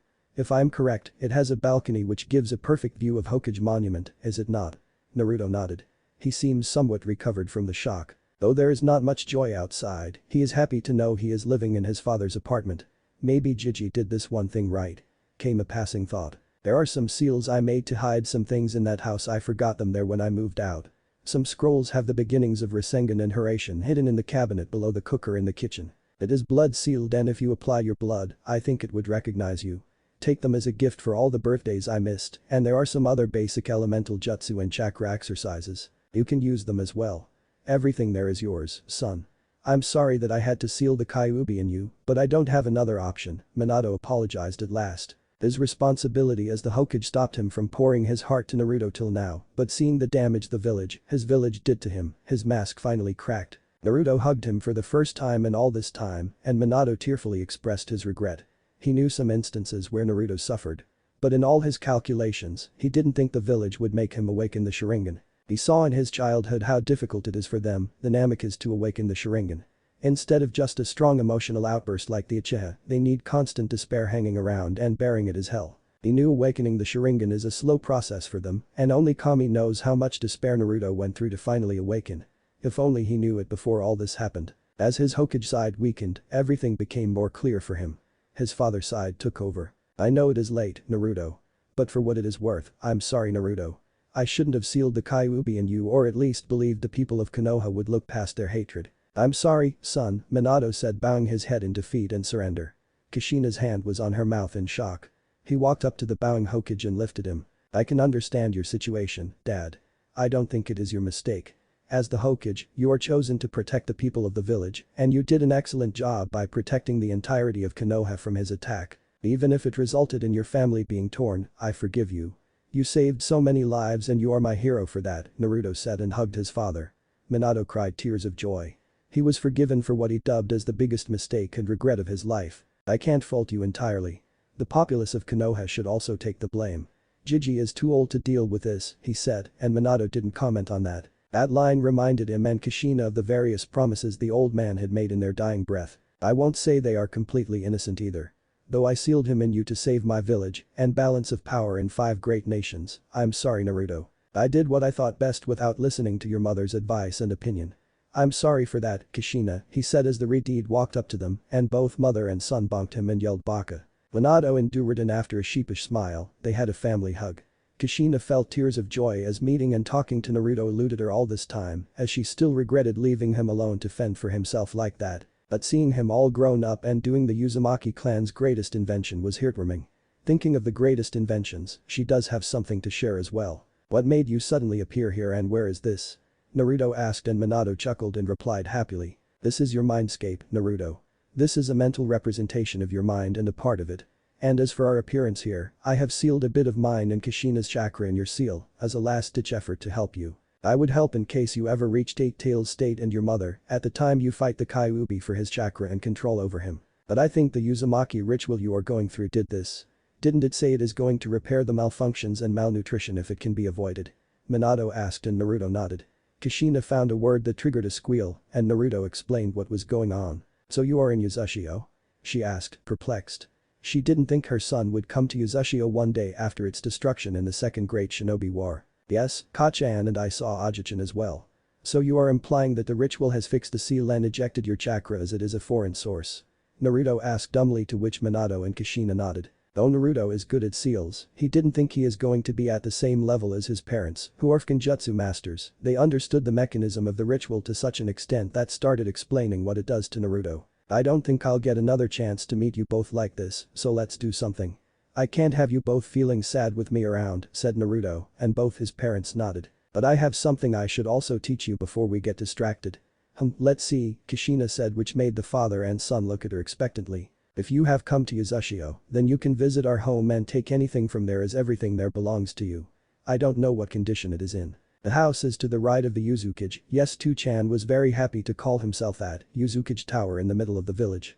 I'll teach you about chakra absorption jutsu as well, Kushina said with an excited glint in her eyes. She got happy and cheerful audience as Minato and Naruto started to talk to each other about everything they can do with such jutsu. Chakra absorption techniques, chakra kikken jutsu, allow the user to absorb the chakra of another individual and utilize it as if it were their own. The Uzumaki clan had a variation for this. Absorbing others' chakra requires a medium to do so, whether it be a jutsu, weapon or others.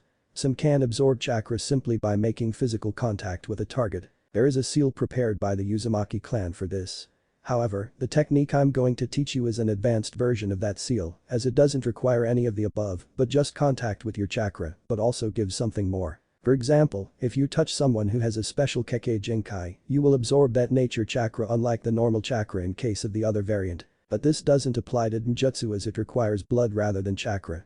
Though we didn't use this jutsu to steal anybody's Kekkei Jinkai, they went too far for my liking to hold this anymore, Kushina explained in what Minato dubbed as her lecture mode. Really? Naruto asked in surprise. He didn't know that type of jutsu existed, and this might also be another cause for the Uzushio attack. Yes. Now about the seal. The seal to seal one's chakra is common knowledge and it is made by our clan and is used by most of the elemental nations. But the technique to absorb chakra I'm going to teach you is a technique that is passed down only to the clan head family. Don't teach this to anyone unless they are going to be part of the family, and don't teach the variant I'm teaching you to anyone as it could be dangerous for them, is that understood, young man? She asked sternly and Naruto nodded. Yes, ma'am, he said and gave her a salute. Kushina nodded in satisfaction at the determination and conviction in Naruto's eyes and taught him the jutsu. If you want to develop it further or didn't understand the concept clearly, there is a scroll in our house. At least it should be there before the attack. Try to find it, she said, and Naruto nodded. After teaching the jutsu, his parents started explaining their life and love story, which is particularly interesting to Naruto. Naruto smiled happily listening to them and just being with his parents. And after what seemed like days, he came to the end of it. Minato explained about his famous techniques and their usage and the scrolls in the apartment, and his mother showed her adamantine chakra chains, a unique jutsu of the Uzumaki clan. Naruto looked at the golden chains in amazement and wanted to learn about them, but Kushina explained about their natural awakening and couldn't help him. Well, I'm here to help you control the Kyuubi, you know, said Kushina as she sat beside Minato, Naruto's head in her lap, ruffling his hair. All of them turned to Kyuubi who had sweat dropped. Now, Kushina. Don't be like that. I'm here with you, listening to everything like a good adult. Don't you think you are stretching it too far? Nah. I don't know when I'll meet my son again, so I'll help him take control of you now, she said, and chakra chains shot out of her back. Seeing this Naruto extended his hand to prepare a jutsu, but he heard a metal clanking sound and looked at his neck to see a necklace with a red chain tied with an Uzumaki swirl in the middle around it. Naruto, that is the mark of the clan head. I didn't become clan head officially as I was far away to go through the ritual, but I have seen my father with that chain many times. Though I'm the princess, I was not the official clan head. But it seems you have been accepted as new clan head and the Uzukage of Uzushiogakure, Kushina said with a megawatt smile. Her son had become a Kage at just 12 years old, fulfilling her dream. She gave Naruto a bone-crushing hug with her chains long dispersed because of her distraction. Let's test the chakra absorption on Kyuubi, Ka-chan, Naruto said, and Kyuubi started to go back into the cage. Not so fast, said Kushina and chains shot towards him and pinned him to the entrance of the cage. He growled in anger at that. Not much. I just want to test it.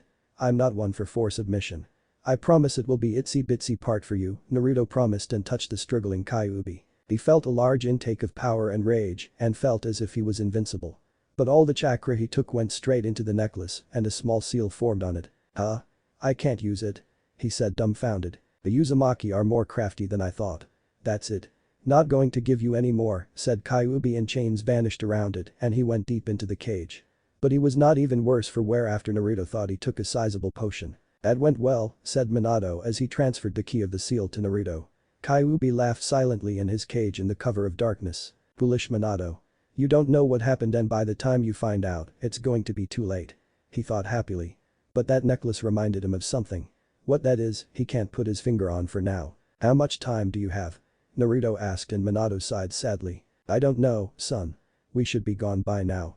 But something tells me we just had enough time to say our goodbyes, he said sadly, and Naruto nodded in understanding. They all had a final laugh remembering some funny things that happened in their life, and Naruto engraved that picture with his Sharingan. He will not forget this moment, ever.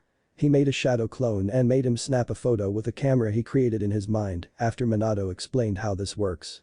His mother advised him to pin the Kyuubi like how she did, but Naruto didn't like it and left him be. All the memories with his parents are deeply carved into his subconscious. He wants to live this life but knows it's not going to happen. To love and to be loved is just but double dream to him. Naruto vowed to do anything for the person who loves him and as he was in his trance, Minato and Kushina slowly started fading. I think it is time, Naruto. Minato said. This managed to snap the blonde boy out of his trance. Naruto saw his parents' bodies begin to fade into light particles. It is a miracle that we all spent all this much time together, Naruto. Thank you for choosing us as your parents, said Kushina, tears running down her cheeks. Naruto, when I became the Jinchuriki of the Kyuubi, Mito Abachan, who is the first Jinchuriki of him, told me about the way she defeated the malice and hatred of the Kyuubi, Kushina said tearing up. Naruto looked at his mother, listening to every word she is saying, and seeing his attention was on her, Kushina continued. She told me that the love the Shadai had for her and she had for him allowed her to fill the gap that comes with being the Jinchuriki of the Kyuubi. I followed her example and found love in Minato, which gave me the strength to push forward in life while being his Jinchuriki. I want you to find love, son. Find love and that love will help you, Kushina said, and Naruto nodded, taking her suggestion to heart. Minato and Kushina started to fade as more of their bodies started to disintegrate into gold particles. No matter what happens, no matter your choices, remember we love you, Naruto. Kyuubi, please take care of our son, said Minato, water in the corner of his eyes. Kyuubi gave him a nod, acknowledging his request. Make us proud, Naruto. We'll always be with you in spirit in all your endeavors. Kushina said. We love you a lot, son. They both did the same and three of them hugged one last time. Thank you, Ka-chan, Tu-chan. For being my parents. I'll make you proud no matter what. That's a promise of a lifetime. Believe it, cheered Naruto. We know you will, Naruto, his parents replied, and a last kiss on Naruto's forehead, they both vanished in golden particles. Naruto's tears increased seeing them vanish. Naruto's Sharingan spun wildly as he unconsciously channeled large amounts of chakra into his eyes, and instead of his matured Sharingan with 3 tomos, a new pattern in both of his eyes with tears of blood flowing down his cheeks. Nanami, a day ago, but Blood Clone 1, where are my manners? My name is Naruto, Naruto said extending his hand. Haku said extending her hand. Oh, I'm a boy, Haku said with a sweet smile. What? Naruto yelled in surprise. Are you sure you are a boy? Naruto asked suspiciously with narrowed eyes. Believe me, Shinobi-san. I'm a boy. I must leave now. My parent will be waiting for me, Haku said and attempted to leave. But, it's okay, Shinobi-san. I can't blame you for thinking I'm a girl. It happens regularly in my life, Haku said with a sweet smile and started walking towards the tree line. I know you are a girl. Found ya. Naruto yelled happily as he pointed an accusing finger at Haku. Whatever makes you sleep at night. See you, she said and vanished into the tree line. He made a clone and dispelled it to transfer his orders to the second blood clone, and after receiving a confirmation, he joined Team 7 in their routine. That evening, the day went by uneventfully while all blood clones did as decided and did their job smoothly. They still didn't get any reply or order from the original, and this is going to be their topic of discussion today. As they met in the same clearing, they relayed everything that happened during the day, and after getting all the details in, they started the main topic. So the original is not responding yet, said the first blood clone. Maybe he was kidnapped and can't use chakra, suggested another one. Idiot, if he can't use chakra, we would be dispelled. I think he might be unconscious or in some other place where we can't contact him, suggested the third clone. That's a plausible line, but what should we do? Kakashi and Zabuza will be recovered in a couple of days at best at the rate of their healing. Kakashi is almost running and almost recovered his chakra, while Zabuza's hand is fully healed and he is planning something in 2 days. The second clone said. He got reports on Kakashi's health and saw Zabuza's recovery himself and confirmed that. So he wants to do something about this. What? How many days has it been? I didn't feel anything go by, said the third clone. If you include the attacking day, 2.5 days had passed and I think they would be up and running by day after tomorrow. Man, I wish the original was here. If we go through the plan, I don't know we would be successful or not, said the second clone. Let's go through it. We can't wait for his response any longer. I want to go with it tomorrow night while everyone is sleeping. Don't you think it'll alert Gato and his goons? That's why I'll do my best to find which is where and we will go through it tomorrow. We can plan where to attack first to cut communications and get a swift victory, cheered the third clone. Yeah, for victory. They all cheered and started going through the plan. But Zabuza, he is sharp, Zabuza-sama, and even acted like an idiot just to fool me, she replied in a stern tone. Oh and? He is confident that I'm a girl and I didn't confirm either. I think he is practicing tree climbing and slept out of exhaustion in the clearing, she explained her analysis. He is dangerous among the bunch, Haku. Don't let your guard down. Zabuza warned and Haku nodded. Can I attack tomorrow? I suggest waiting 1 more day. Though you are fully recovered, your arm needs some rest. She explained in a concerned tone, and Zabuza nodded. Then we should plan for the day after tomorrow, Zabuza said, and Haku nodded and changed his bandages. They are going to strike back and strike back hard. He is not going to leave his dream of seeing a peaceful Kurigakure for some old man and a rundown island nation. He is going to see a peaceful Kiri. That evening, as they decided to go through the plan, the second blood clone is on his way to see Zabuza to talk. It's part of their plan. They will say what Gato planned to Zabuza and make him cancel his mission. Plan something for the raid and save Nami and then some. The clone smirked as he remembered the goal of their plan. As he already knew Zabuza and Haku were living in the woods, he made his towards them at a sedate pace. As he reached their house, Haku noticed him. Like visiting his friend's house, Naruto knocked on the door 3 times for someone to open it. A senbon came out of the door targeting his head, but Naruto dodged it with ease. Who is it, Haku? Zabuza asked in a groggy voice. I think it is that short fool, Zabuza-sama. You rest, I'll take care of him. she said in assurance, walking out of the house in full battle gear. Naruto noticed the outfit change and observed. It consists pinstriped outfit which stopped at her knees. Over this, she wore a green haori with white trimmings and around her waist a brown sash with a fringe trail wrapped around her waist twice. She also wore light brown platoon sandals with straps in the same color as her kimono and nail polish on her fingernails and toenails in a matching blue-green color. Haku's long hair was gathered in a white bun holder, while 2 locks of her hair fell loose framing her face, bound with metal hair cuffs at the ends. She also wore a black forehead protector with the Kurigaku's symbol upon it. Naruto can see a hunter nin mask to the side of her face, which was white with thin curved eye holes, and a red wavy design in place of the mouth, as well as the Kurigaku symbol etched on the top. She does look menacing in the outfit. "Hello there, can we have a chat, Haku-chan?" Naruto asked with a wide smile. She started her attack by throwing senbon at him at high speeds. He dodged all her senbon as his active Sharingan was predicting their path. After 5 minutes of dodging, she started to stop. "You followed me morning and came here after your work is done?" she asked and Naruto nodded. "I thought you were just a little kid playing shinobi when I first saw you. But after your battle, I understood that you are not to be messed with. Tell me, why are you here and what do you plan on doing with us?" she asked in a calm tone. Naruto smiled at her. "If you have sensed me following you, it is good. But I'm here for a chat and that's it. I want to tell you that Gato has sold you out." Naruto said and got the reaction he wanted. Haku's eyes were wide as dinner plates. But even now, she looked at Zabuza in concern. He sent a letter to Kiri explaining the situation in Nami and told them to come and pick Zabuza and do whatever they want to do. He didn't mention where you were. "Maybe he is dumb like that," Naruto joked. "Don't worry, Haku-chan. The great Naruto here had good news." The bigoted idiot didn't read the reply from Kiri.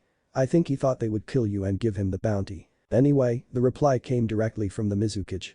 In the letter, she explained herself and the situation in Kiri. "Here, read it yourself," Naruto said and gave a letter to Haku. "Bring him in, Haku. I want to see what Yugura wrote." Zabuza said and Naruto was confused. "Yugura? But I saw another name." He thought but stayed silent. He sat in a small chair while Haku and Zabuza read the letter. "Greetings Gato-san. My name is Terumi Mei, the Godame Mizukage of Kurigaku no Sato.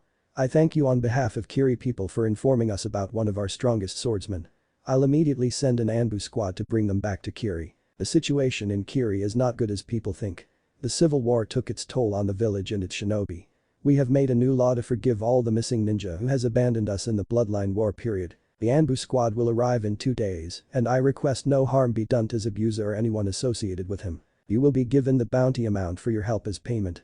I promise this is not a trap to bring him back. The civil war is over. Kiri needs as many shinobi back as possible. Tell Zabuza and any of his associates to wait at the north coast of Nami.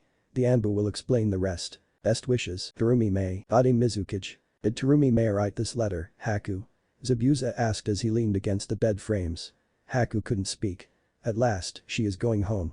Till now, they always wandered fearing being captured and killed. Now she is allowed to go back to her home once again. She is jumping with joy inside but composed herself. "Yes, Zabuza-sama. Terumi Mei, Godame Mizukage." Haku confirmed in a firm tone.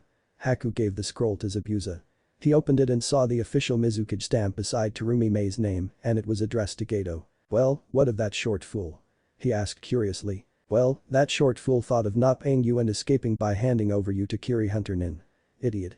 I read the reply as I was strolling near the mansion and found out about this. Do you want to continue your plan to kill old man forward or shall we all happily go on our separate ways?" Naruto asked rhetorically as if challenging Zabuza to say yes.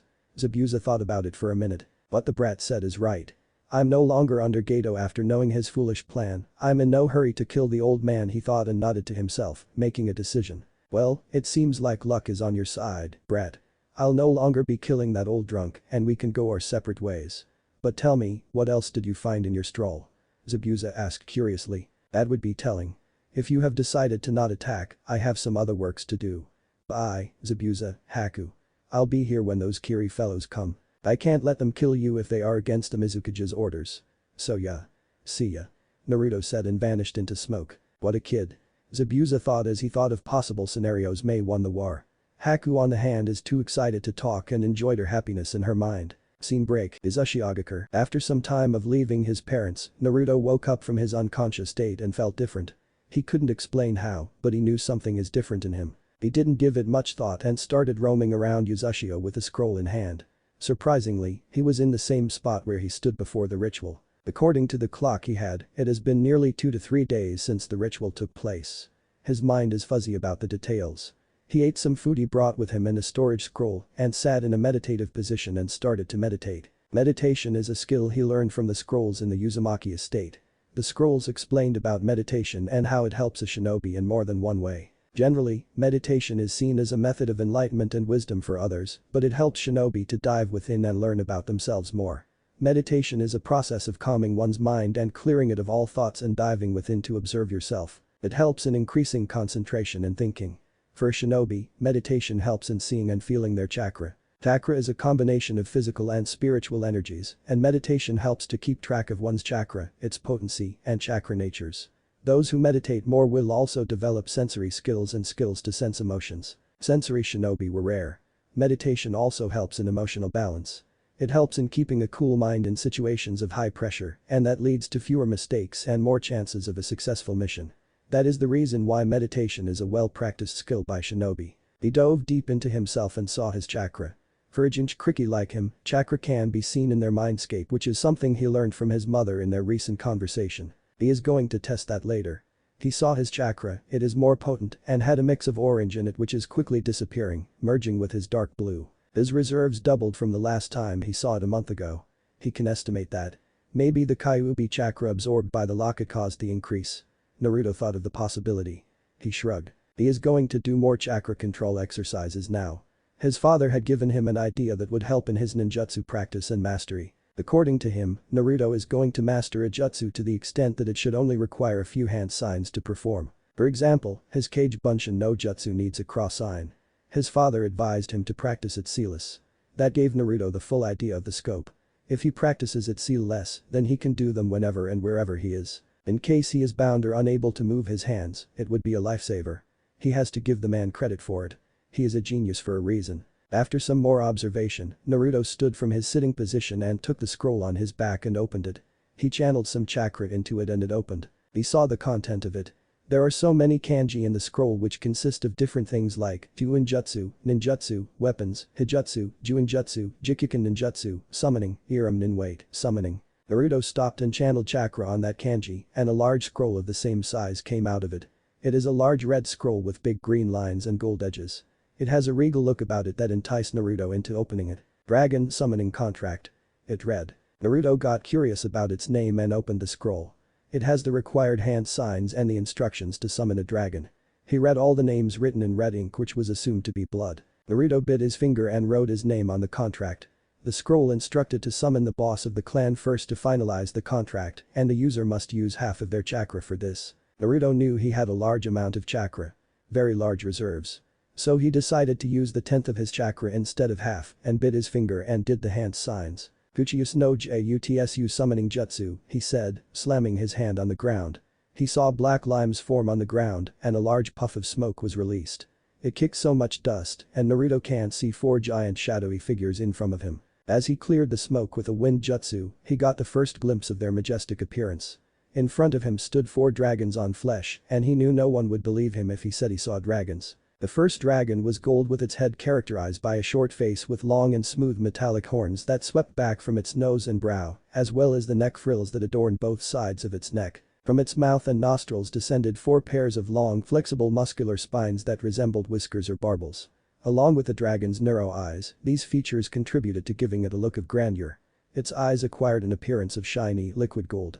With a pointed tongue and small cheek horns that grew sideways. The golden dragon had broad sail-like wings that started from their shoulders and extended to the end of its extremely long tail.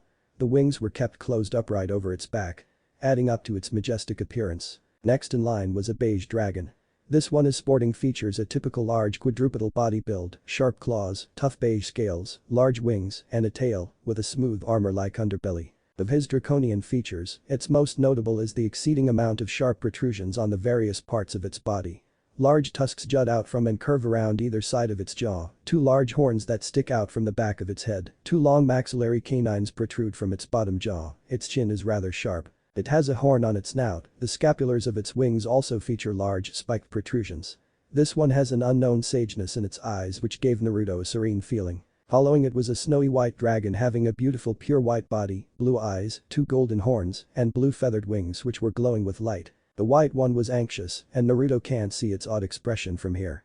This is relatively smaller than the other dragons, and the last one is a green dragon. A giant green dragon with jagged scales, a flat skull with a flat nose and a big jaw. Its ears taper off to one side and feature darkened ends. It also has 2 long strands of hair on its chin. It has 4-fingered claws complete with dark, shiny talons. On its back, it sports a large pair of wings, and in between said wings lay a row of spikes that travel down its spine. Its stomach, contrary to the rest of its body, is smooth, with no visible scales. This one has a cheery feel to it. The 4 dragons were looking at him with a critical eye. The beige one taking lead and spoke first. "Who are you, human, and how did you summon us?" it asked in a male tone. Naruto could identify that by the gruff voice of the dragon. Naruto bowed respectfully and answered. "Greetings, honorable dragons. My name is Uzumaki Naruto, son of Uzumaki Kushina and Namikaze Minato, and am the current clan head of the Uzumaki clan," he said respectfully. At the Uzumaki name, their eyes widened. "Ah, yes. Uzumaki. What a wonderful clan they were. We heard that the clan was killed in a combined attack and the survivors scattered all over the world. You have our deep condolences. To keep the summoning contract safe and keep our lives safe, no one summoned us to help. We could have helped," he said with regret. Naruto nodded, understanding the love the dragons had for his clan. "I can understand," he said sadly. "My name is Kenric Bulsirian. I'm one of the elders of the dragon clan." He introduced with pride and Naruto nodded and bowed in respect. "To my right is Hisaric Zirconus, our second in command. To my left is Hakuruk Albion, our prince, and right in front of me is Kinjinrik Virens, the boss summon." Bulsirian introduced and Naruto bowed to all of them when they were introduced with respect. "It is an honor to meet you all," Naruto said with respect.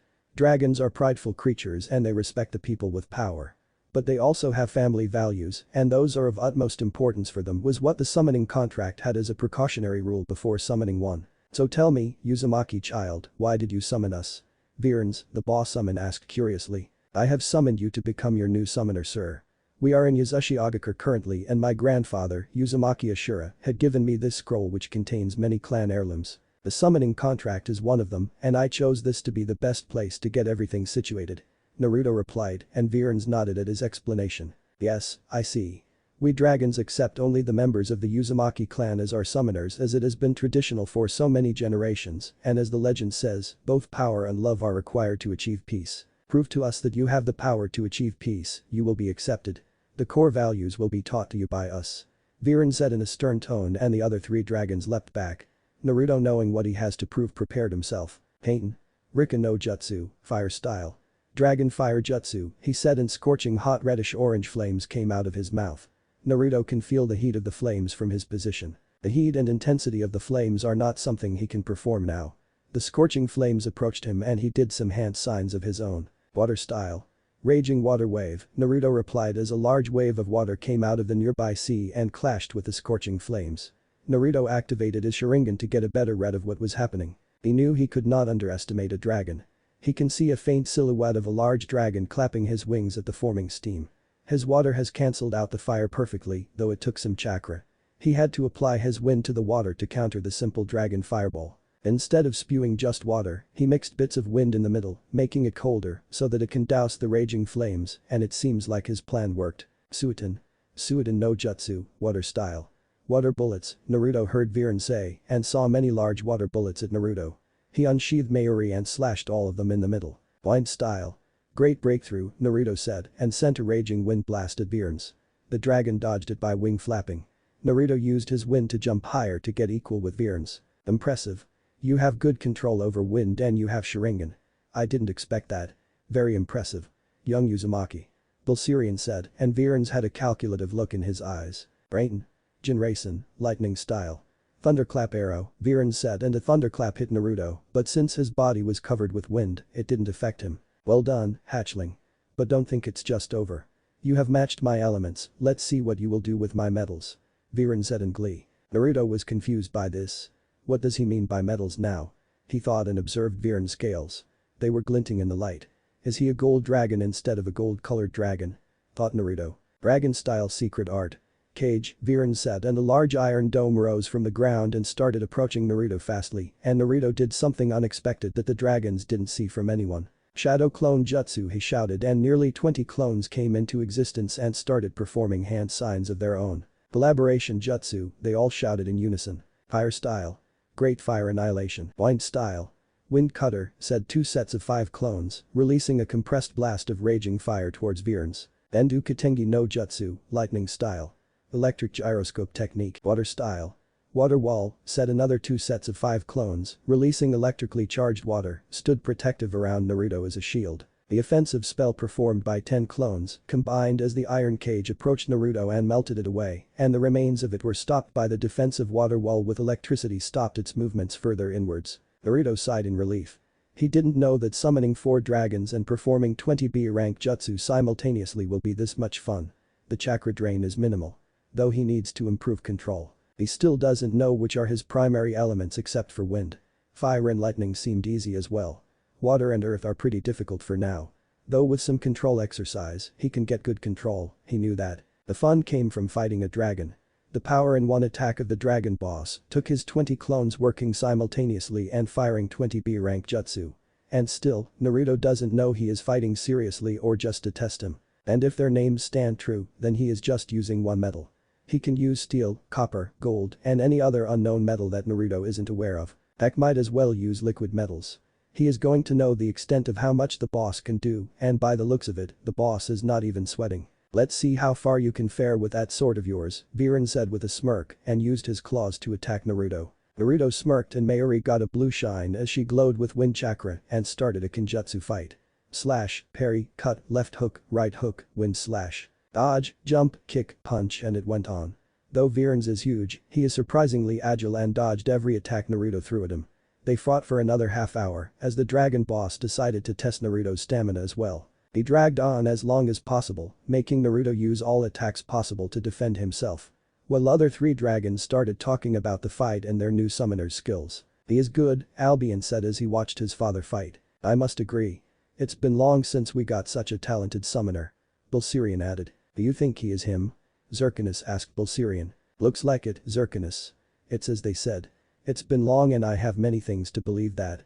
Bulsirian said sadly. So we are going to take him in? Absolutely. He is what we are waiting for.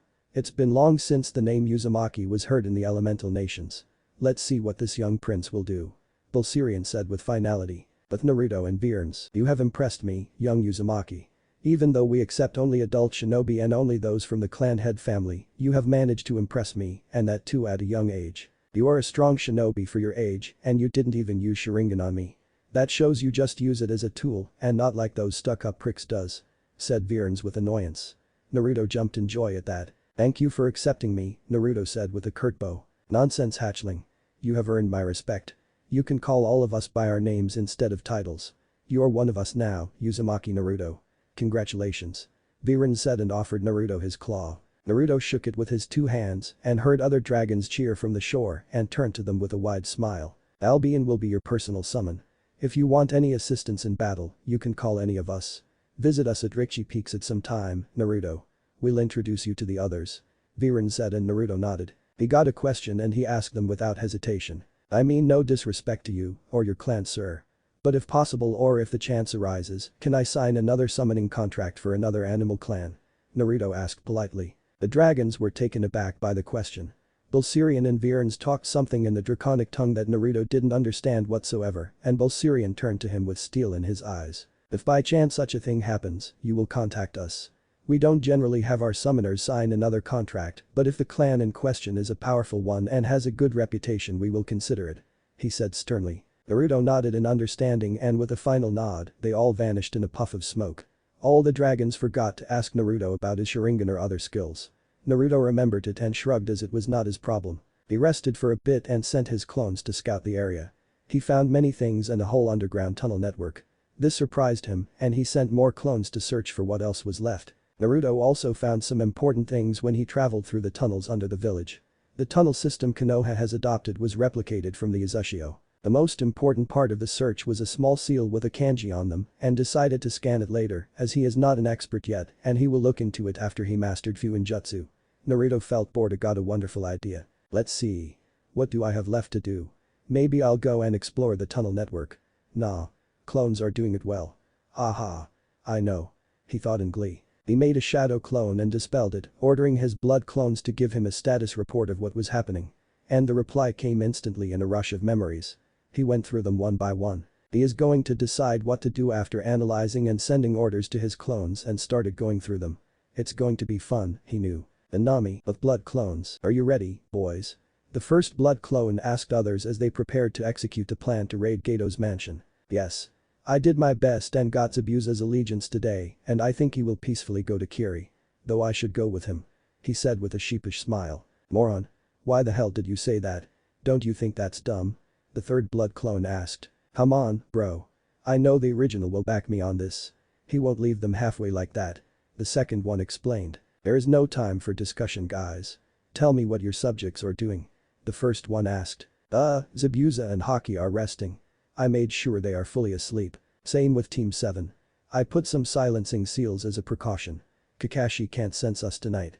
The third one said proudly. Okay.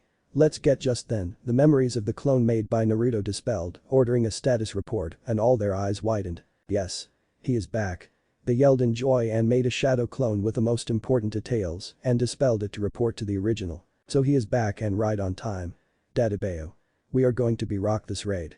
The clones cheered and waited for the original's orders. And Yuzushio. Naruto was jumping with joy as soon as he received his clones' memories. The things they did were not short of appreciation, and he is going to give them what they deserved as few things stood out in their report. It seems they are planning on raiding Gato's mansion tonight, and because of their incredible luck, he managed to contact them in time, not that they can't get it done on their own. Naruto made a blood clone and sent it for support.